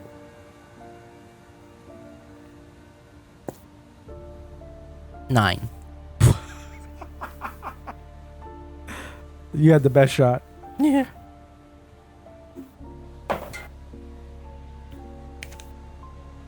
Yeah. As you guys go up the mountain, you see, again, some of this stonework kind of aligning the paths. And on one of these, there is markings on it that you can look at, you can read, or you could see. There is iconography. You don't know what it means, but you could definitely tell that it looks like a crescent moon. I don't quite know the origins of these symbols, but considering the creature that we follow, perhaps I was wrong. Perhaps it's not because these halls are abandoned, but because this is where it was meant to go. A crescent moon for a creature that follows the moon cycles. It might be more related than we thought. It also may be a religious location. as we talked about before. To what, I wonder? I don't know. Prayer to some moon goddess or transformation. I have no idea. Well, we know where it's coming from, at least. However, I suppose if villagers go missing after a werewolf is killed, you figure those ones just happen to wander up here one day? Perhaps. Perhaps the location itself cursed the person. Perhaps something that came from the location. I don't know. I think we don't have quite enough information to really conclusively say. Are we in? So we see this thing here, right? Mm-hmm. Do we see? Are we in like a little area, or is this just still a path? This is like path, and the things that you've noticed are kind of like Posts, right? posts, like Okay. stonework to the left and right of the path. And as you were going up, there were more worn ones or toppled to the side that are broken and cracked. But as you're going up, you can see that they are more. As you continue the path forward, they're more stable, kind of closer to the top that you go. And you just can make out in one of the one that you just came across, where you can make. There are other symbols kind of next to it and around it, but you can make what is definitely a crescent moon. Do we see any building or entrance or anything ahead? It's just more More path up. Okay. When we continue walking, do we see any other moon phase symbols? As you continue walking, more of these posts will have. There is. Is it phases of the moon? I think is what you're asking, right? Yeah. As you kind of move about, there does seem to be the front-facing symbol and the kind of the shape with its adjoining symbolatry. It's all the same crescent moon, but as you do go up, there is phases, like on some of the other sides, where you can see there is a change in phases as you go up. I have a feeling that when we find wherever we're going, the phases will end at a full moon. Not that hard to figure out, I suppose. I just wanted to call the DM out before it happens. Wouldn't want to be surprised. They call me Ryan Reynolds. Oh, how obvious is it? You guys keep going? Yeah. As you guys keep going, you start to hear kind of a trickling of water as you continue to go up. And the trickle doesn't necessarily become louder, but you definitely do hear it, and it is growing, but it is not like turning into anything more substantial than like a small kind of running of water. And you can kind of see as it begins a little louder to the right of you, you can kind of see there is some moisture and some level of water that is kind of falling from above you, from the path above you. Continuing to go up, you also start to make out there is kind of what you would assume is like a top beyond trees. There's kind of an end to the path, and it kind of just the stairs go forward, and there is what looks like the remains of that same kind of stonework with the post, but the posts are off, and there is just up. There's just like the posts that go up, and they are kind of cut off. Continue to go. And as you guys continue, as you crest the top of these stairs up to this flat area, you are now looking at very overgrown. There's a lot of trees and a lot of dense foliage, but what is a rather massive ruined monastery. You see several buildings. Most of them have their roofs collapsed. It looks like even beyond you there are stairs that go up. One side of these stairs is kind of collapsed and broken. The ground itself looks like there is giant cracks and fissures in this stonework, and you could see some of the buildings that you could that you notice are some are kind of sunken. Parts broken, parts sunken. Some of these things have kind of fallen over to their side. There's just kind of an array and a mess of things. The center of this area is a little section where there is water that is gathering, and it is flowing through one of these cracks that kind of moves to the right as it flows off to the side of the mountain. I drink the water. No, I'm just kidding. I will stop in my tracks and say, Alara, cutting through the silence after having stopped walking, you will hear my hand gloved as the leather creaks as I grip very tightly on my mace. if we do face a foe, and it is more than we are capable of facing, and if there is a moment where you realize that, take flight, return to the town and tell them what we have found here, and I will buy you what time I can. Are you sure? I doubt we would both be able to escape if we ran into that situation. If that is how it plays out, then yes. So be it. It's better that this thing gets its end than just both of us dying. My thoughts as well. All right. I think that's a good place to end the session. Thank you for listening to System Exploration for Session 1 of our Level 1 adventure in Dungeon Crawl Classics as judged by Nix. Links to various things for all of our individual stuff as well as our channel in the description. Like, subscribe, hit bells, and we will catch you for Session 2 next time. Have a good night, meow. Good night. Also, Gray does Twitch content, so follow Gray Twitch stuff. I love how Thanks. every time we're like, oh, there's links for everything in the description, you have to make sure that Gray's is mentioned. You gotta specifically call it out. He's doing things, you know? Okay. All right. Good night. Bye.